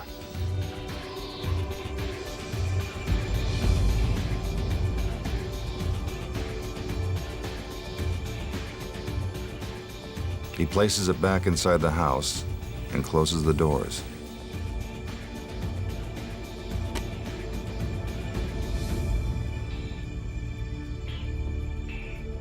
Again, he moves around the haunted house.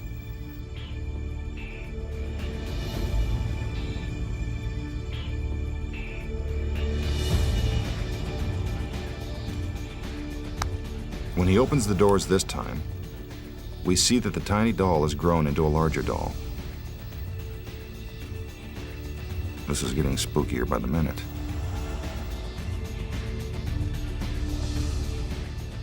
He puts the doll back inside. doors are closed, a few magical gestures, a big puff of smoke, and suddenly the toy doll has magically transformed into a living doll. How did he do it?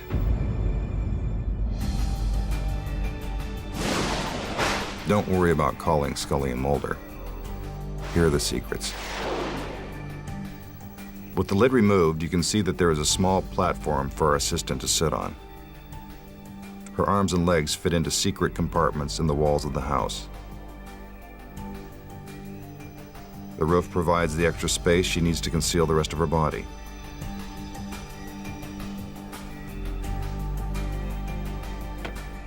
When the doors are opened, you can see all the way to the back of the house. What you don't realize is that the assistant is already hidden inside.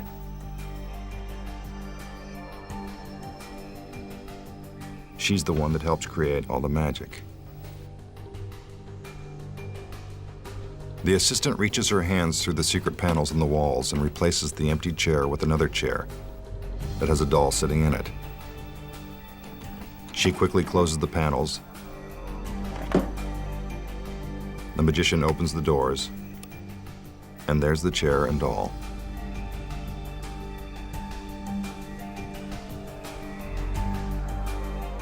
When the doors are closed, our assistant exchanges the small doll for a larger doll. Not very spooky, is it?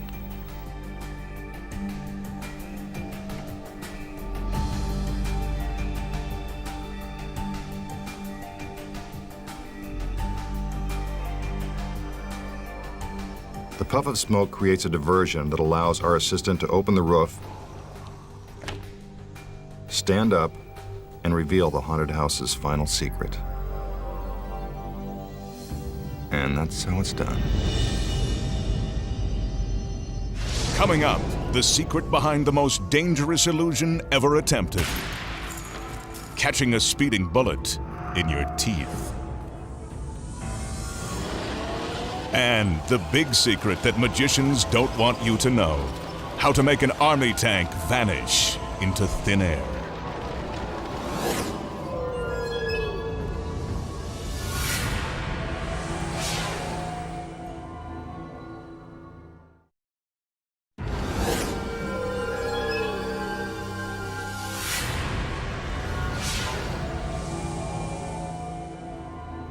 A lot of people think they know who the masked magician really is.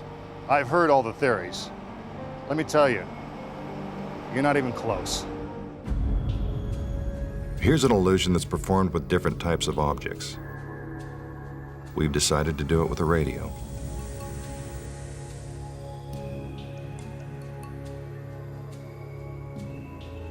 The magician turns on the radio to show you that it's real.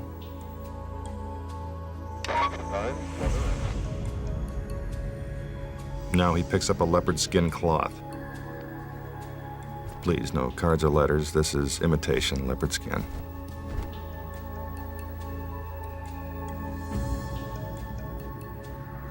He lifts up the cloth to show you that the radio is still there. Now the tray is taken away.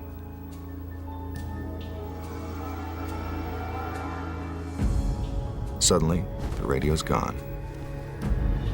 Impossible? Not really.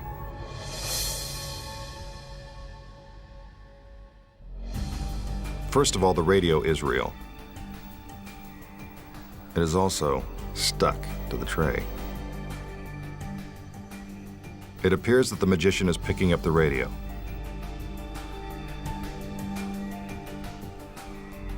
But from this reverse angle, we can see that the assistant merely turns the tray and tucks it away from view. So how does the cloth retain the shape of the radio? There are actually two thin plastic rods woven inside the fabric. The magician pulls them tight to make it seem as if there is something underneath. It doesn't matter whether it's a radio, a ball, or some other object. This trick is always done the same way. Now the masked magician will attempt one of the world's most dangerous illusions, catching a speeding bullet in his teeth. He begins by loading the rifle with gunpowder. A warning, please do not try this very dangerous trick at home. 11 magicians have died attempting this illusion. I hope tonight doesn't make it an even dozen. Now for the bullet. He drops it into the barrel and packs it down tight. Next, the magician will take a practice shot to show you that the gun is real and that it actually fires the bullet. Again, please do not try this at home. He cocks the rifle and takes aim.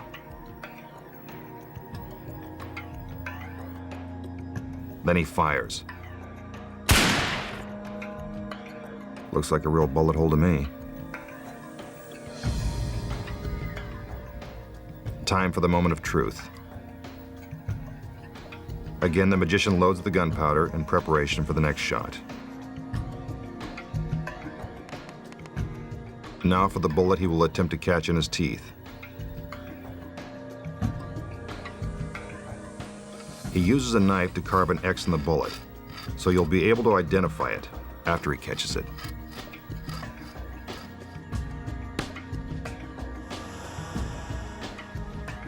See, there's the X.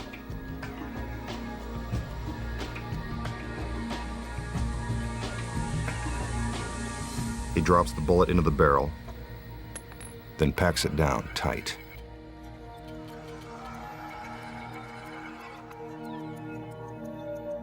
He hands the rifle to his assistant. Let's hope she's a good shot. The other assistants bring out a pane of glass. As soon as the magician sees the glass shatter, he'll have just a fraction of a second to catch the bullet in his teeth. Timing is everything.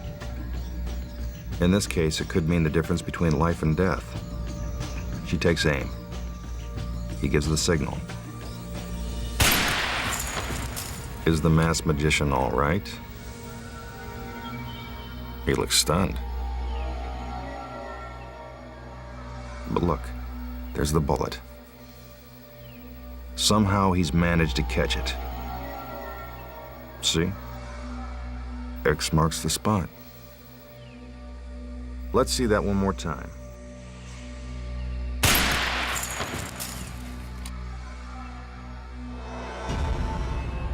How did he do it? Here are the secrets. Obviously, the masked magician isn't crazy enough to try to catch a bullet in his teeth. Some magicians actually have their assistants use a real gun and bullet, then deliberately miss when they fire. Unfortunately, once in a while they don't miss, and that's how 11 magicians wound up dead. But the masked magician is smarter than that. Your first clue that he wasn't using a real gun should have been the musket. When's the last time you saw a gun loaded like that? While it looks like he's filling the barrel with gunpowder, he really isn't. The gun never actually fires anything. Just some Hollywood special effects. Hidden on the other side of the gun is a battery-powered mechanism that creates a small explosion at the end of the barrel when the trigger is pulled.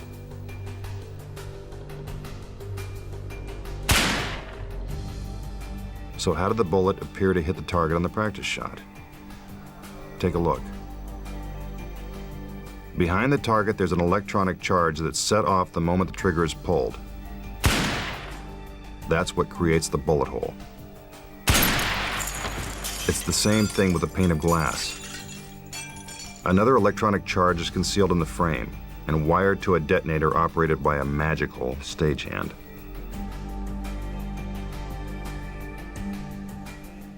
Now the masked magician must pretend to be shot. Pretty good acting, but no Oscar. I know what you're thinking. How did the bullet get into his mouth? It's all sleight of hand. At the end of the plunger, there's a tiny magnet that goes down inside the barrel of the gun. There it is. Instead of packing the bullet down tight, it is actually pulling it out. See if you can catch the sleight of hand. There. Did you see it? When the magnet lifts the bullet out of the barrel, the magician palms it in his hand.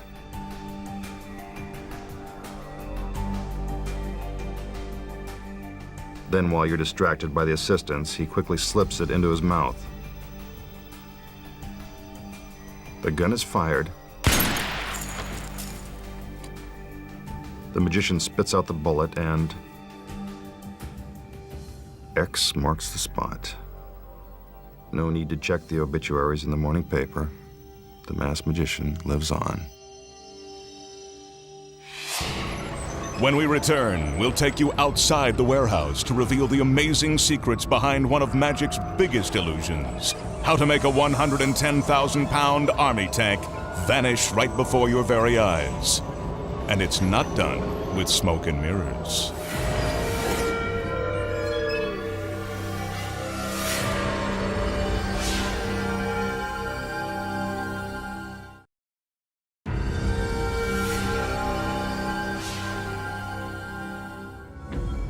Now a trick that everyone can try at home.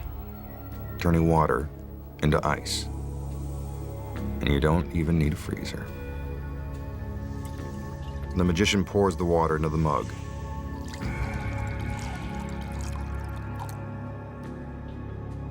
He jiggles it around. A little abracadabra. And the water's gone. Nothing but ice. How did he do it? This trick is really easy.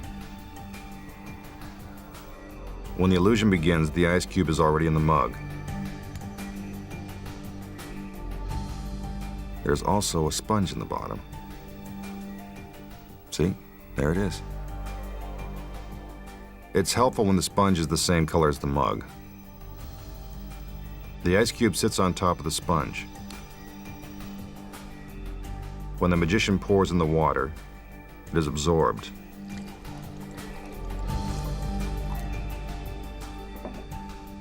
He jiggles the mug around to make sure all the water is soaked up.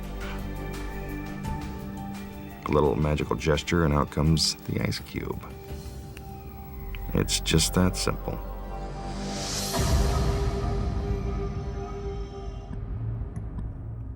Now the masked magician will perform a trick known as the Mismatched girl. He opens the boxes one door at a time to show you that there is no place to hide. Out comes the assistant.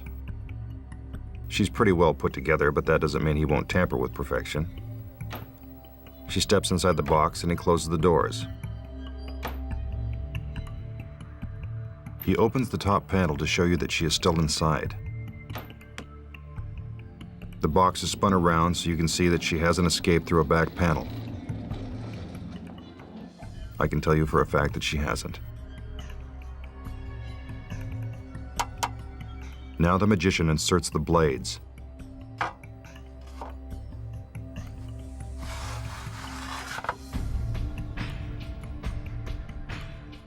They are made of solid steel and are designed to separate each of the boxes.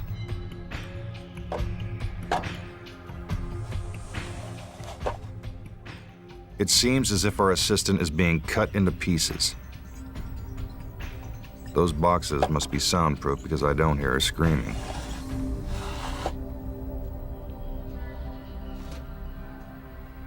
Once the blades are in position, the boxes are taken down one at a time.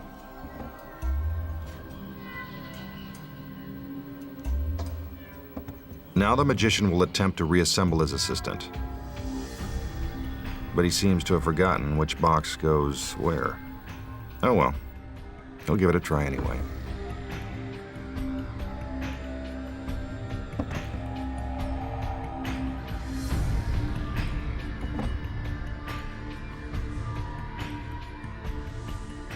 He opens the bottom box. There are her feet, right where they should be. He opens another box. So far, so good. Now the top box. Uh-oh. What are her thighs doing way up there? And what is her head doing down below? Something's not right. Looks like he's put the boxes back in the wrong order. time for another try. The boxes are taken down again.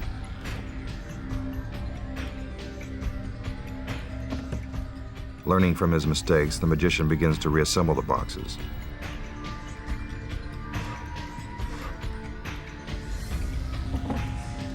Now I think he's got it.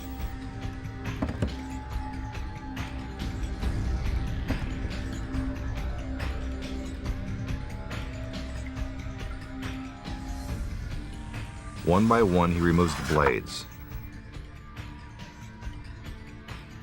I hope he's got it right this time. It'd be a shame to mess up a body like that.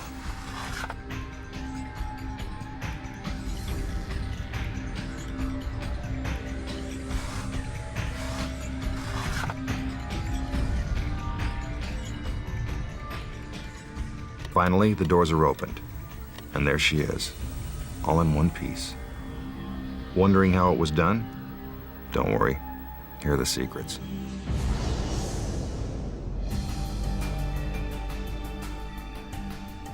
First, the assistant is loaded into the box. The magician opens the top door to show you that she is really inside and standing upright. He closes the door, and the boxes are spun around.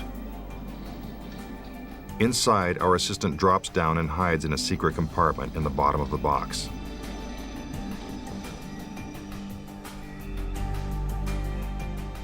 Below her, there's a trap door containing 2 mannequin feet. I bet you can figure out why. She puts the feet into position as if they were her own. The feet are dressed in stockings identical to those worn by the assistant to make the illusion seem more convincing. While the magician inserts the blades, our assistant gets into position. She uses a black cloth to conceal her body. Just before the bottom blade is pushed in, she squeezes herself into the bottom box. Look how close the blade comes to her shoulder. One by one, the boxes are taken down. The colored stars on the sides of the boxes help the magician correctly assemble them. Each box has a front and a back side. The front is where the assistant hides, and the back is where the mannequin is. See the fake thighs? The boxes are turned so the parts of the mannequin are now in front. When the first door is opened, you are actually seeing the mannequin's legs and not the assistant's. The same is true with the torso. It's dressed just like our assistant. And no, those are not real thighs. Meanwhile, the assistant's head pops into the second box so she can give that confused look. But if there's a solid steel blade between the boxes, then how does her head manage to get through? Take a look. There's a secret panel in the bottom blade that opens up. See? Now there's room for her head. The magician shuts the doors. As soon as that happens, the assistant closes the secret panel, then hides back inside the bottom box.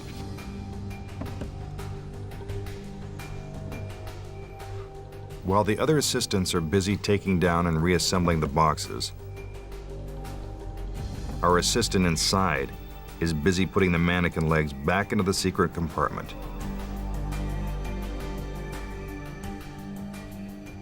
When the first blade is removed, she begins to stand upright so she can finish the trick.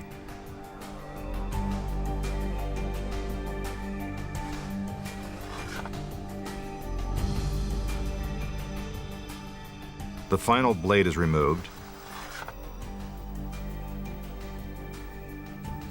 The magician opens the doors. The assistant steps out, and the illusion is complete.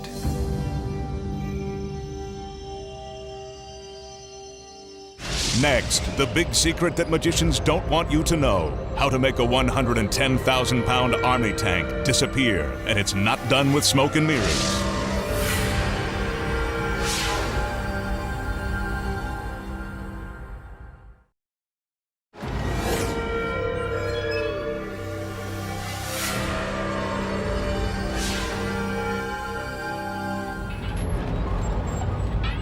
now the moment we've all been waiting for. How to make a 110,000-pound army tank disappear. Other magicians have made large fixed objects vanish, like national landmarks, hotels, and even airplanes. But no matter what the object, they always perform the trick the same way. The tank rolls into position, and the engine is shut down.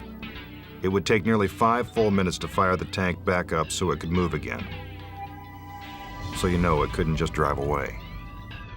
While the masked magician inspects the tank, his assistants begin to lock it down with heavy chains. The magician makes sure the chains are secured, while the assistants move to the front of the tank, where they attach still more chains. The chains are bolted to the ground.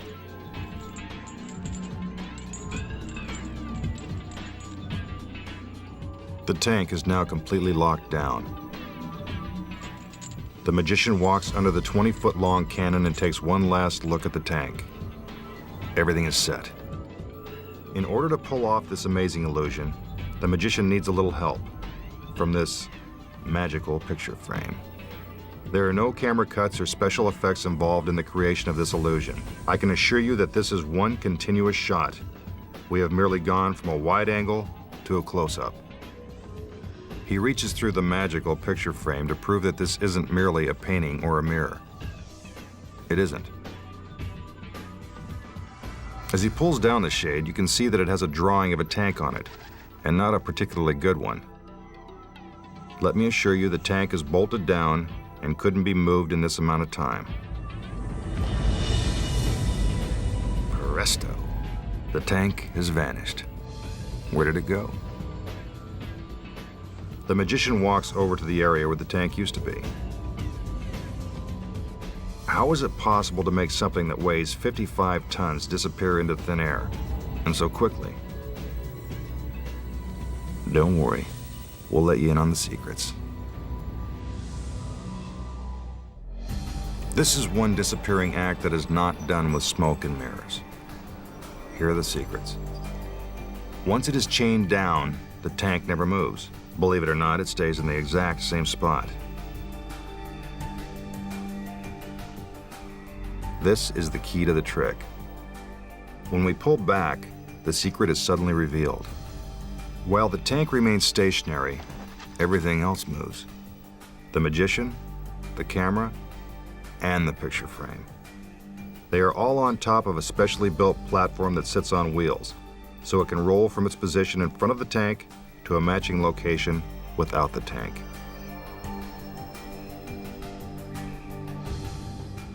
You never feel the movement because everything is traveling together. Sometimes this trick is performed with a live audience present. I can tell you now that they are always in on it.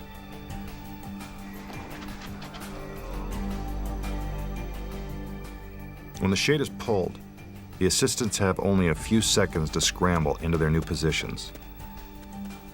Everything looks the same: the lights, the chains, the assistants, but the tank is now gone. Of course, we know that it's right where it was when the trick began, just 20 feet away. Here you can see the two identical locations. And that's how to make an army tank disappear, or any other large object. Magic's biggest secrets finally revealed. We'll be back in a moment.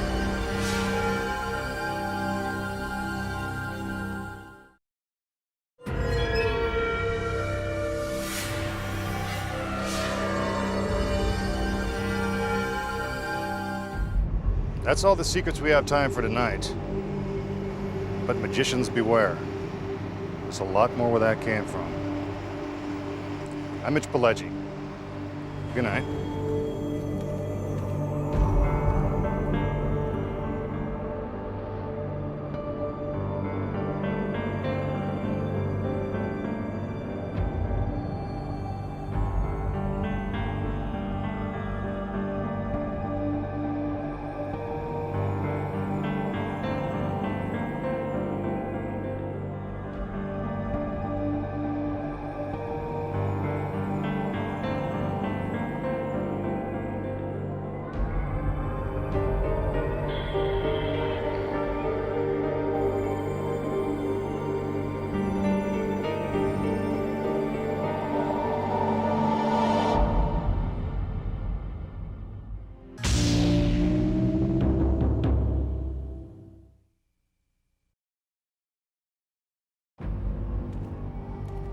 Tonight, the moment you've been waiting for, as we reveal the biggest secret of all, the true identity of the masked magician.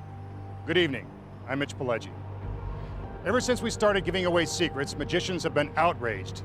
They've demanded to know, who is that masked man? And why did he do it? Well, get ready. You're about to find out. For the first time, you will actually see our magician's face and hear him speak, and learn the shocking truth about the man behind the mask. Some claim the masked magician is a world-famous illusionist. Others say he's merely an actor playing a part. A few even think that our magician is really a woman. Well, you keep right on guessing. But before his disguise comes off, our magician will expose the hidden secrets of magic's most dangerous illusions. The masked magician will reveal the incredible secrets of how to survive being burned alive, buried alive, and getting his head chopped off by the razor-sharp blade of a guillotine. It's time to get started.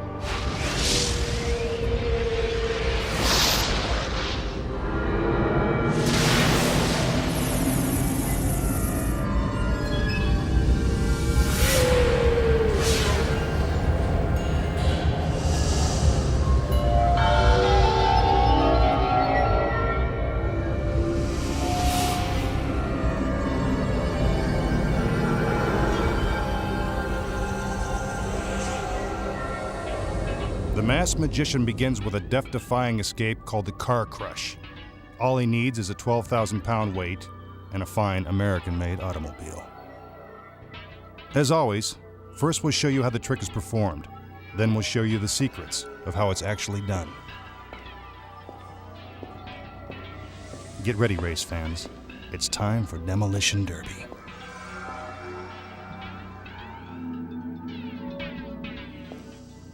Of course, he couldn't pull off this escape without the help of his beautiful assistants. Also made in America, and very well built.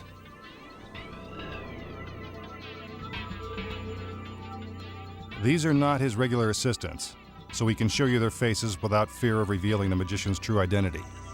At least not yet. These two pieces of rope will be used to secure the magician inside this solid steel restraint.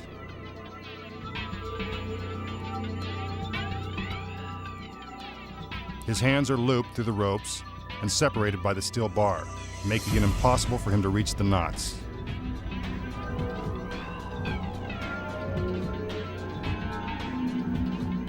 The ropes are wrapped around his body and tied beneath his waist.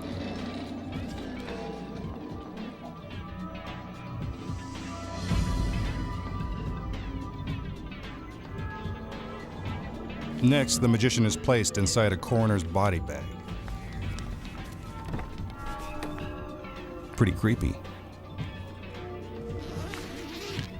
But at least we'll save ourselves some trouble if he doesn't make it. The bag with the magician inside is now placed on the back seat of the car. But he's not going for a ride.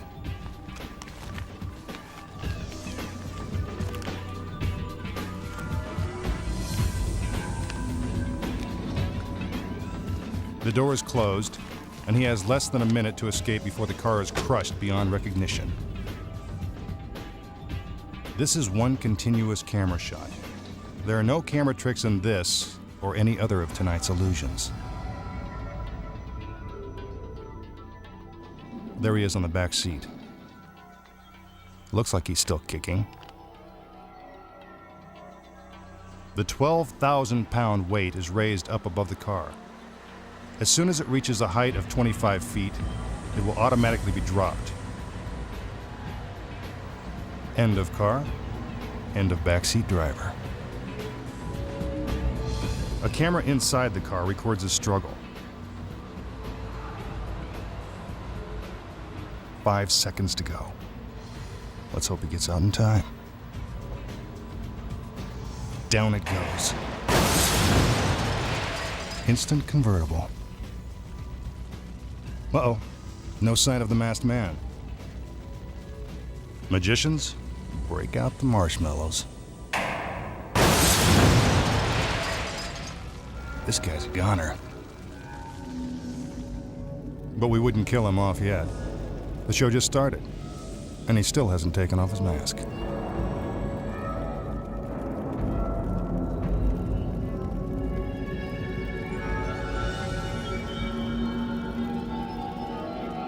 So how did the masked magician avoid becoming a human paperweight? Here are the secrets.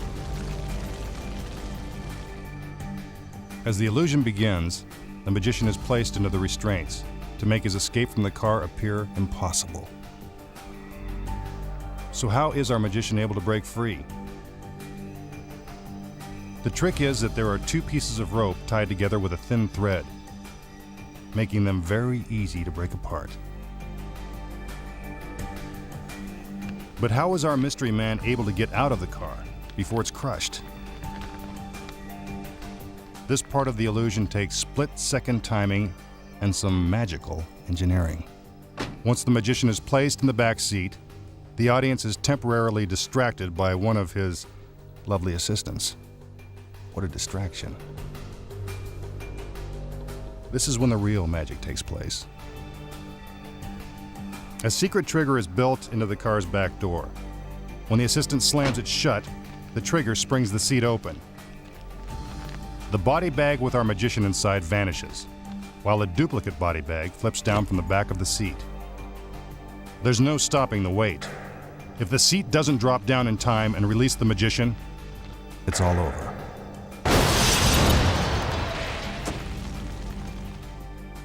Here's the view from under the car. As you can see, the trunk has been entirely removed.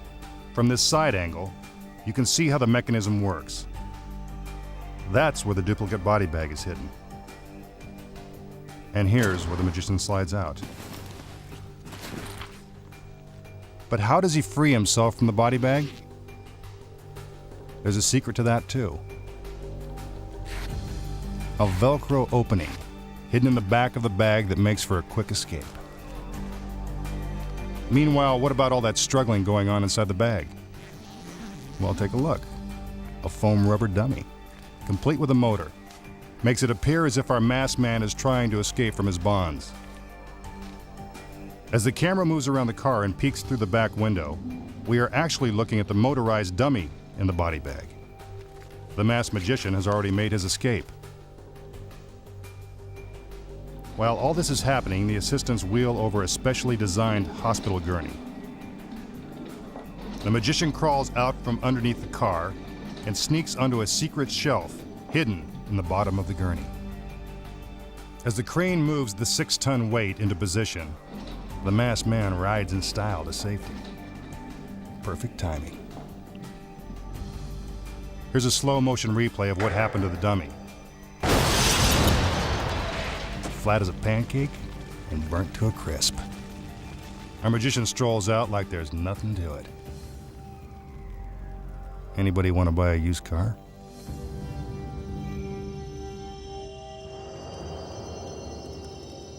The masked magician will now attempt another dangerous illusion called the cremation. Check out the stainless steel incinerator. The heat inside will reach temperatures of over 3,000 degrees. No one could survive that blazing inferno.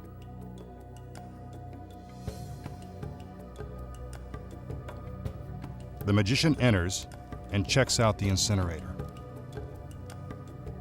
Seems like wherever you find the masked man, those dancing girls aren't far behind. Lucky guy. Must be the mask.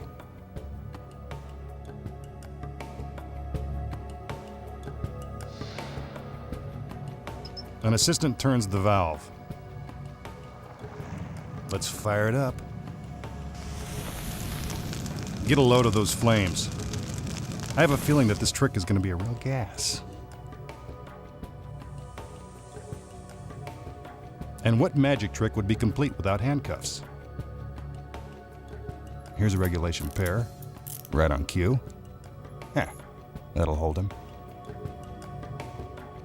The magician steps into the incinerator and takes one last look around before the girls turn up the heat. The lid is lowered into place. That's over 300 pounds of solid steel. He couldn't lift it if he tried. The assistant returns with the torches. What a way to light up a room. Notice that you can see all the way underneath the incinerator. Some more gas. We're ready to party. The flames fill the incinerator and burst out from under the lid. The masked magician goes out in a blaze of glory. Is this the end of our magician? I don't think so. Sorry, all you magicians out there. It's not going to be that easy to snuff out our leading man.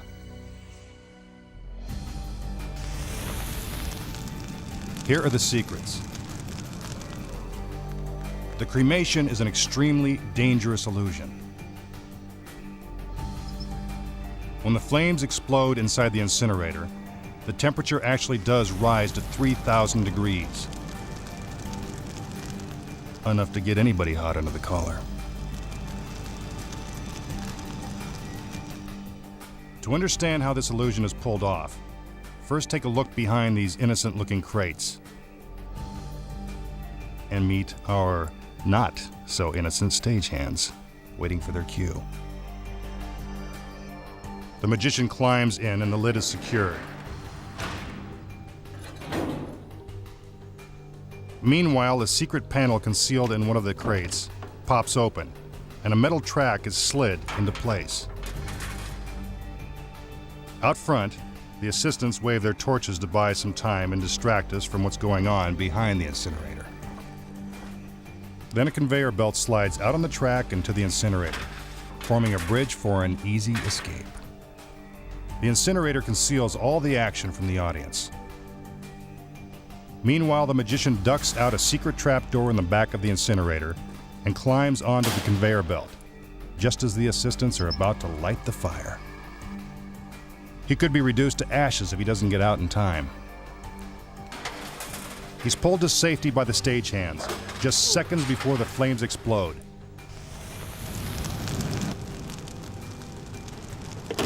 Case closed. But what about the skeleton that's smoking in the bottom of the incinerator?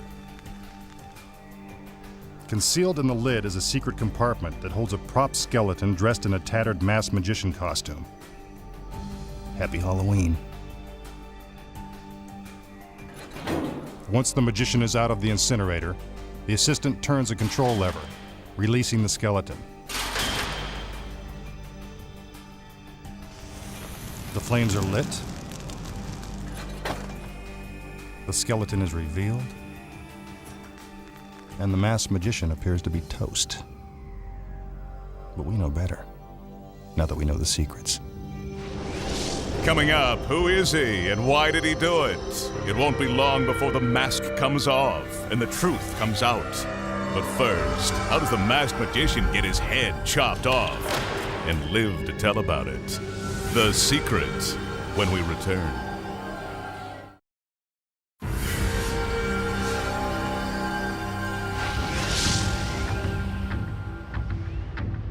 Now for a deadly illusion known as the spike torture.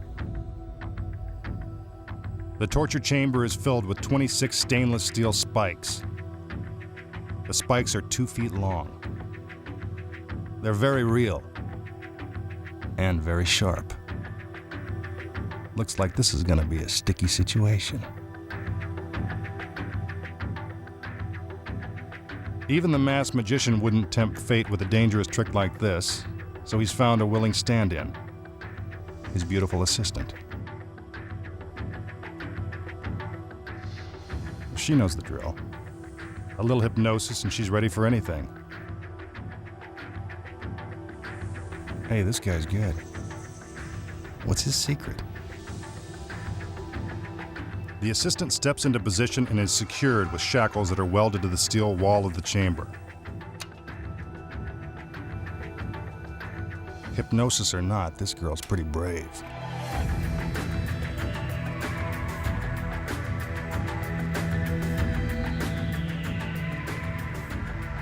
Let's peek through the window. She's still there, still breathing, still beautiful.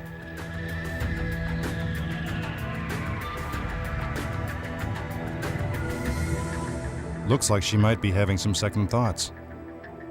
Too late. The magician is ready to begin the painful procedure. The machine is set in motion.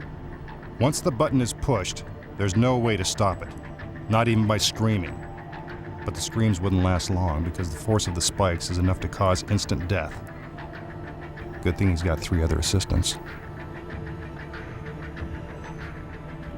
At last, some penetrating television.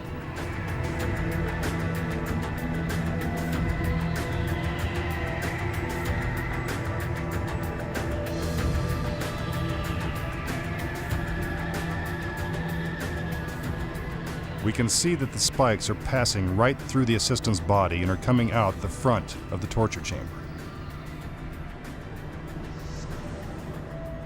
Puncture perfect.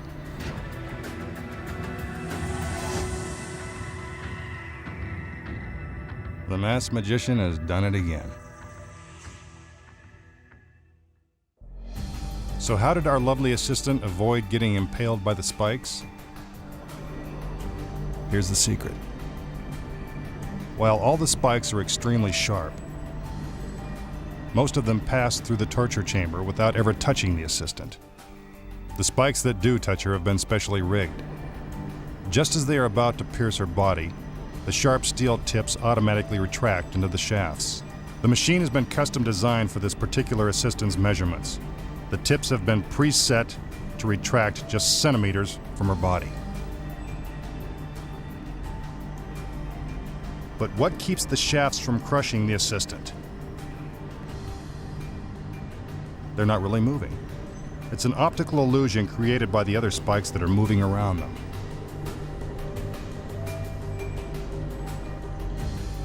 But if the tips simply retract, why do they seem to pierce the front of the torture chamber? The answer's easy. There's a matching set of spikes hidden in the front wall. Taking off the front panel, you can see that the phony set of spikes is lined up with the spikes that are supposedly being driven into the assistant's back. As the mechanism guiding the real spikes makes contact with the front wall, the phony set of spikes is pushed out, making it look like the assistant is being impaled. But looks can be deceiving.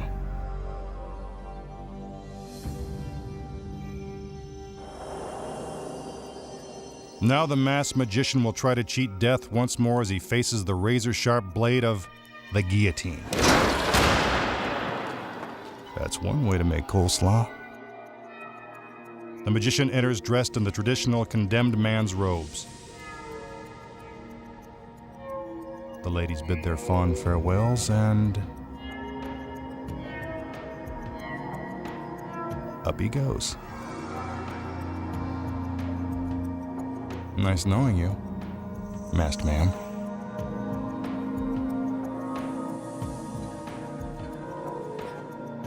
His assistants strap him to a bodyboard to keep him from running away. No chance of that. He's scared stiff.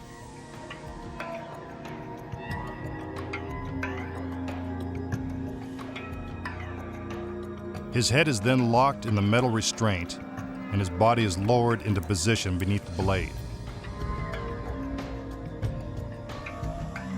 I assure you, this is a real guillotine.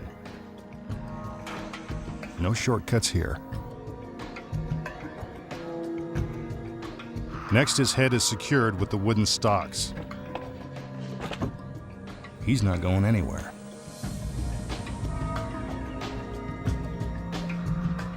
One last check on the restraints, and here comes the executioner. He's got his work cut out for him.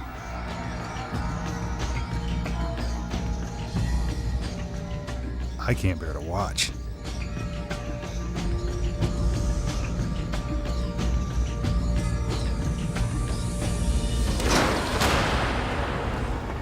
Is it over? Of course not. Not when the executioner is the masked magician.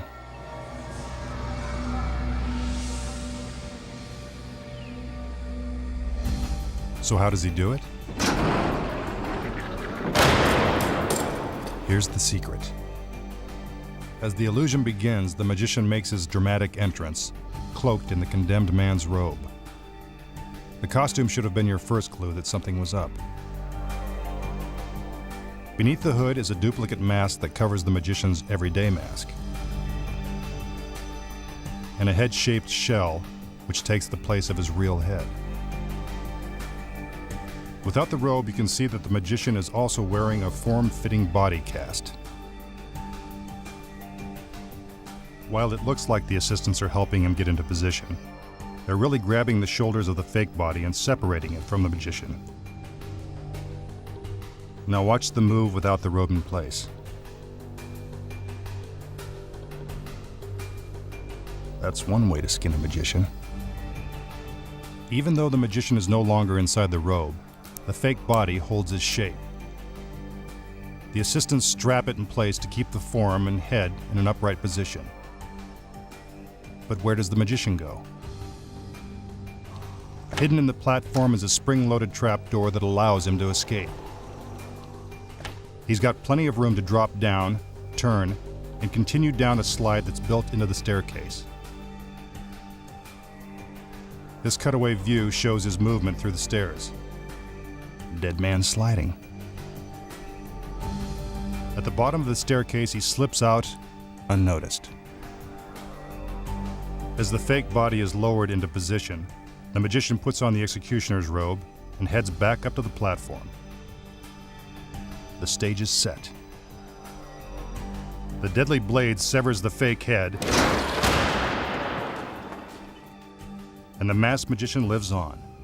Pretty sharp, huh? Next, is the masked magician someone you know? Find out who he is and why he did it. But first, can the magician escape from this 6-foot grave before his air runs out? The answer when magic's biggest secrets are finally revealed.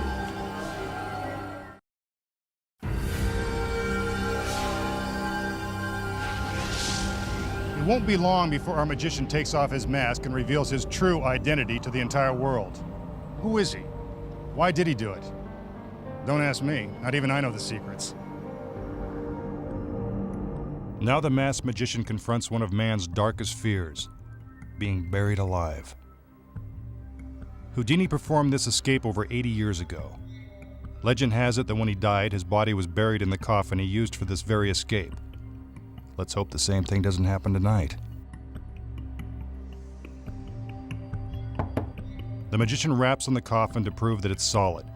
It's solid, all right. 200 pounds of ponderosa pine.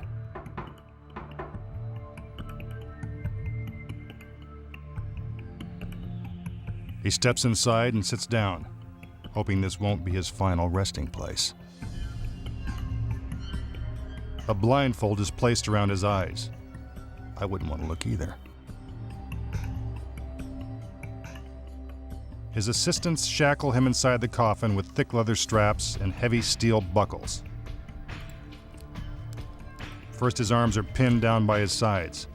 Then his ankles are bound securely in place. Hold all calls. This guy's all tied up.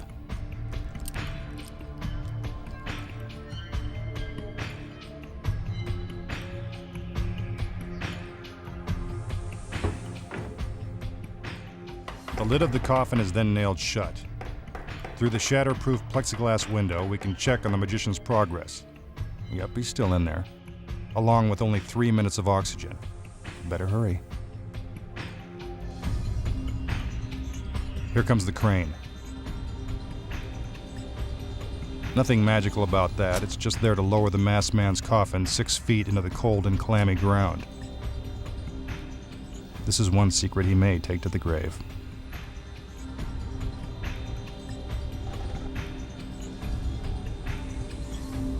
One more check on the magician. Looks like there's no way out. At this point, he's been in the coffin for almost a minute. Even I'm getting a little claustrophobic. Down he goes.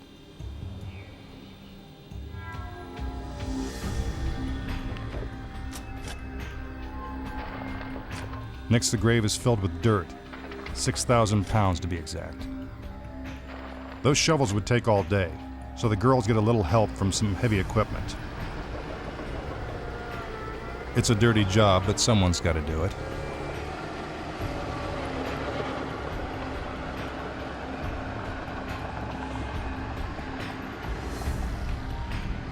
Ashes to ashes, dust to dust. Many magicians have died while attempting this escape. Let's not make it one more. By this point, the magician is probably feeling a little lightheaded. If he panics, it's all over. Let's hope he keeps his cool. The magician has now been down there for 2 minutes. And the girls keep right on shoveling to fill that 6-foot grave. He should be out of the restraints by now. If not, we'd better start looking for a new magician. By now, the air in the coffin is almost gone. To conserve his energy, the magician must control his breathing and lower his heart rate. That won't be hard. He's probably half dead by now anyway.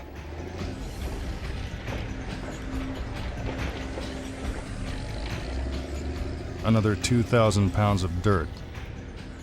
That's a big hole.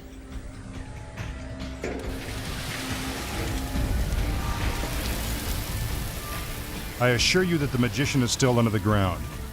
Remember, no camera tricks have been used to pull off this or any other illusion on tonight's show. We're just past 3 minutes, and still no sign of him.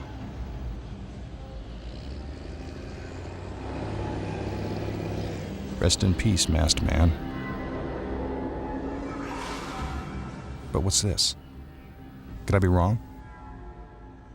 Is that our magician rising from the grave?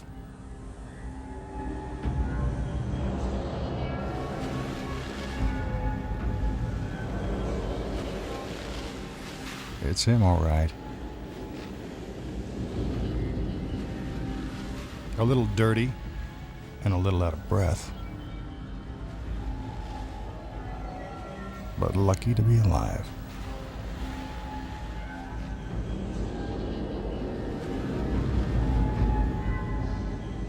The masked magician has escaped an early grave. And the great Houdini couldn't have done it any better.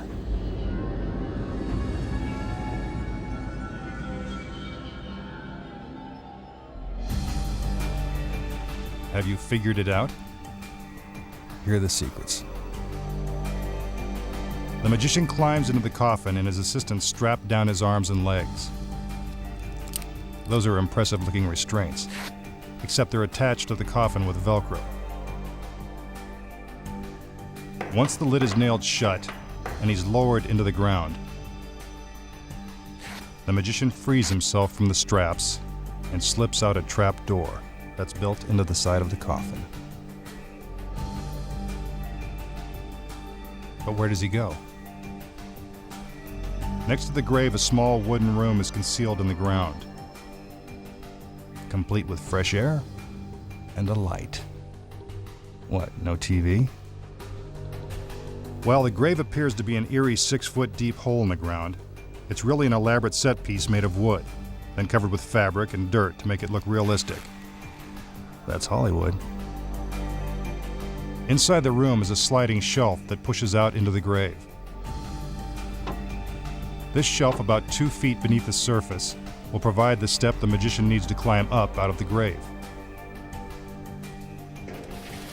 As the first load of dirt is being poured into the hole, he re-enters the grave, slipping through a secret panel. He pulls himself onto the shelf and waits until the hole is filled before standing up and revealing himself.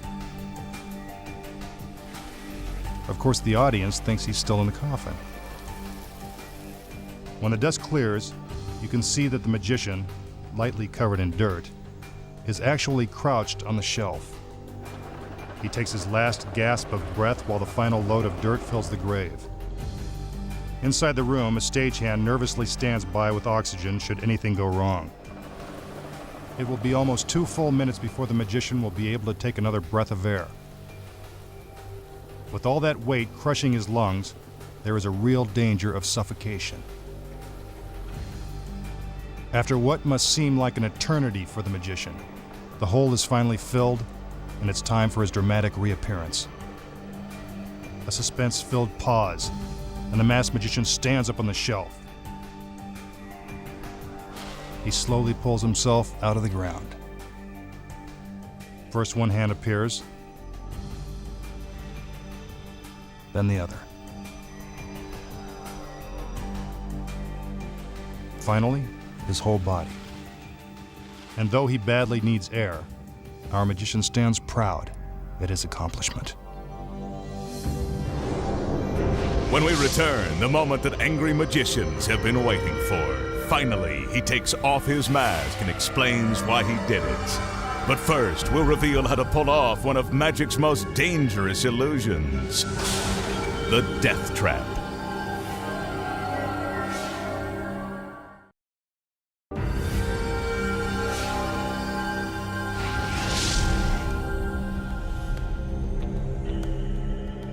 For his next trick, all our magician needs is his thumb, some pins, and a handkerchief.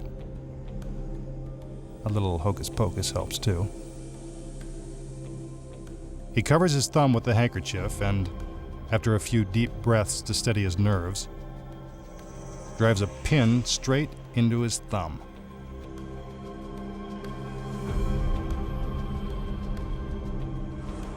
Ouch. That's gotta hurt. Homemade acupuncture. Stick around, he's got a few more pins up his sleeve.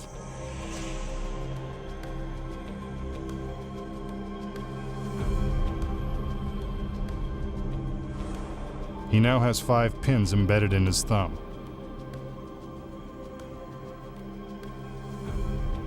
How much pain can this human pin cushion possibly endure? The pins come out.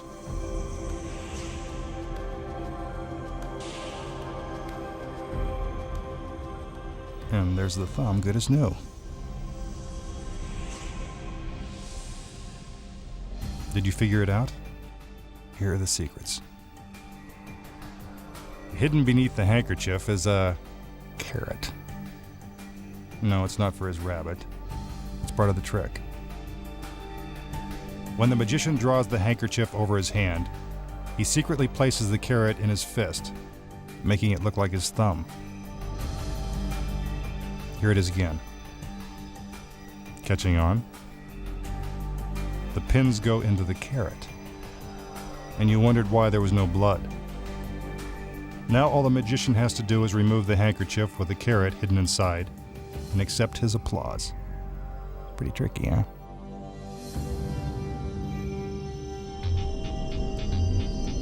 Now for one of the most terrifying illusions ever attempted, the Death Trap.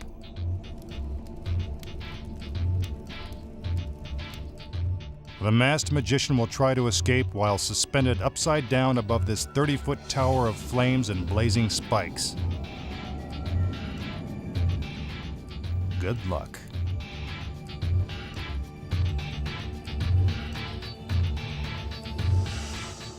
He gives the cue to turn up the heat on the spikes, making his escape even more dangerous. That fire sure is hot.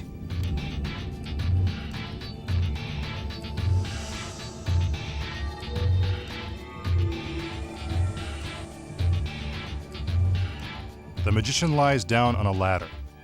Not the most comfortable place to take a snooze, but that's not what he has in mind. His assistants secure him to the ladder using sturdy straps. He can't move an inch. Buckle up for safety.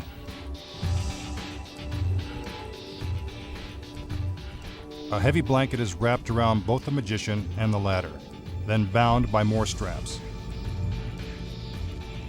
Getting out won't be easy. Looks like these girls have done this before. An assistant douses the blanket with water to protect the magician if he gets too close to the flames. The ladder is then attached to a crane that will lift it 40 feet above the ground. Once in the air, the masked magician has only the flaming spikes to break his fall. Only Superman could survive this one. A little more water. Then it's up, up, and away. The ladder is hoisted into the air.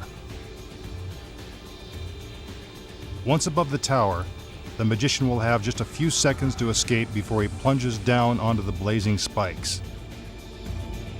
If something goes wrong, we may have to check his dental records to find out who he really is. To avoid becoming a flaming shish kebab, the magician must free himself from his restraints and climb down the ladder to the ledge of the tower. That'll be tough. Remember, beneath that blanket, he's hanging upside down. He's pretty close to the flames. Hope the girls used plenty of water. Uh-oh, something's gone terribly wrong. I don't think that was part of the flight plan.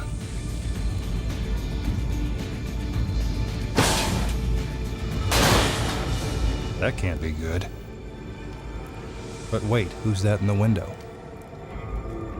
You guessed it, the masked magician.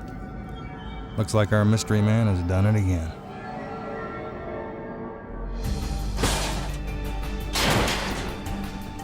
So how did the masked magician escape from the fiery death trap? Here are the secrets.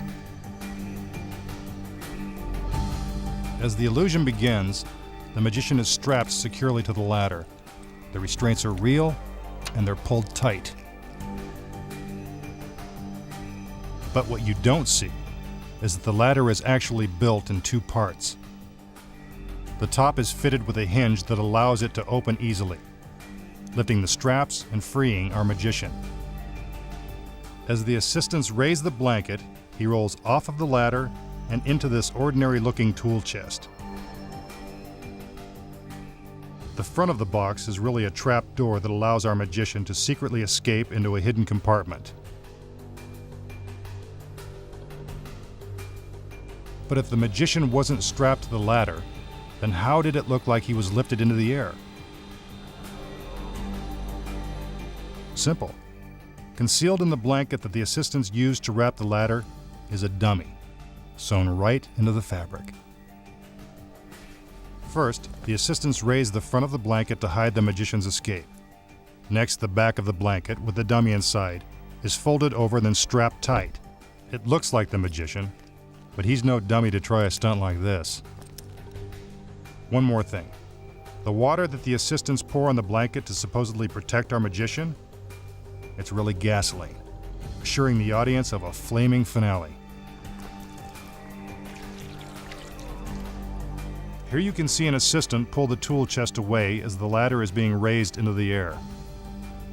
Once out of sight, our magician climbs out and hurries into the warehouse, where he races up 2 flights of stairs and prepares for his dramatic reappearance. Meanwhile, the ladder is purposely smashed into the fiery tower, and the dummy bursts into flames, just as planned. Hearing the crash, he steps into the window, and the masked magician has done it again. Next up, the secret that the whole world wants to know, as we expose the true identity of the masked magician. Find out why he broke the magician's code, when magic's biggest secret is finally revealed.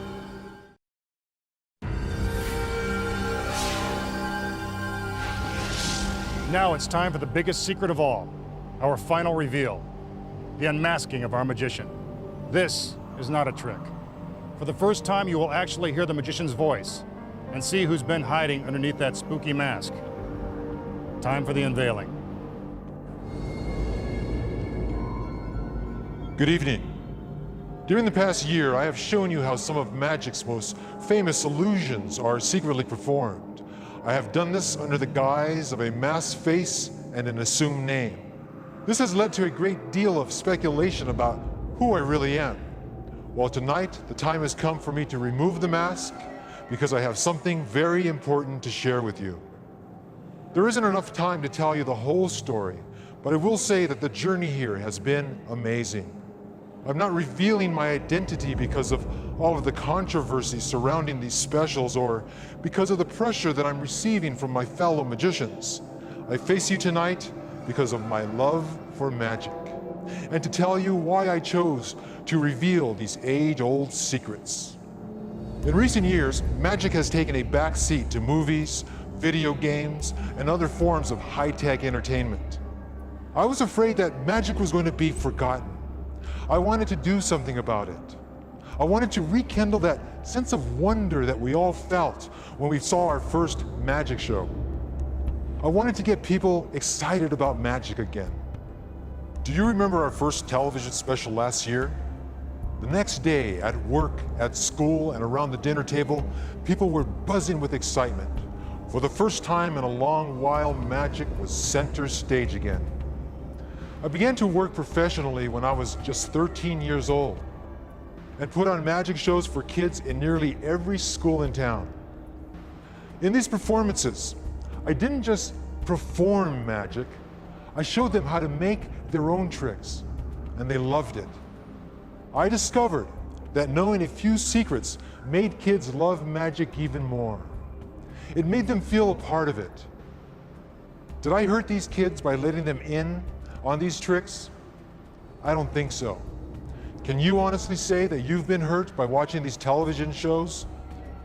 The truth is, you probably love magic more now than ever before. Now you feel a part of it too. It doesn't hurt the art of magic when the audience is in on a trick, because the secret is a small part of it. The real magic is in the performance. The best magicians like David Copperfield, Lance Burton, and Penn and Teller are the true artists. They lead their audience through a wide range of emotions, from laughter to fear to sheer amazement. Every magician aspires to be that great, including me. Valentino, the masked magician. Before I go, I'd like to leave you with this thought. It is my belief that the art of magic is for everyone, not just a select few who call themselves magicians, but for every single one of you, and especially the kids, because it is you kids that are the future of magic. I'm happy to report that as a direct result of these specials, magicians everywhere have been letting go of their old tired tricks and moving forward, creating bigger and better illusions, and taking magic where it has never gone before. And now it's time for me to move forward too. The next time you see me, I will be performing new and exciting illusions that have never been seen before. Illusions that will thrill and amaze you. I hope I have contributed in some small way to your enjoyment of magic. So until we meet again, remember that the magic is in all of us. Thank you, and good night.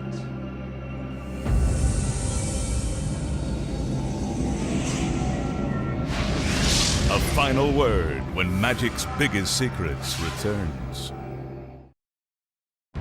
And there you have it. Now everyone knows who the masked magician really is. The truth has finally been told. And magic's biggest secret has finally been revealed. I'm Mitch Pileggi. Good night.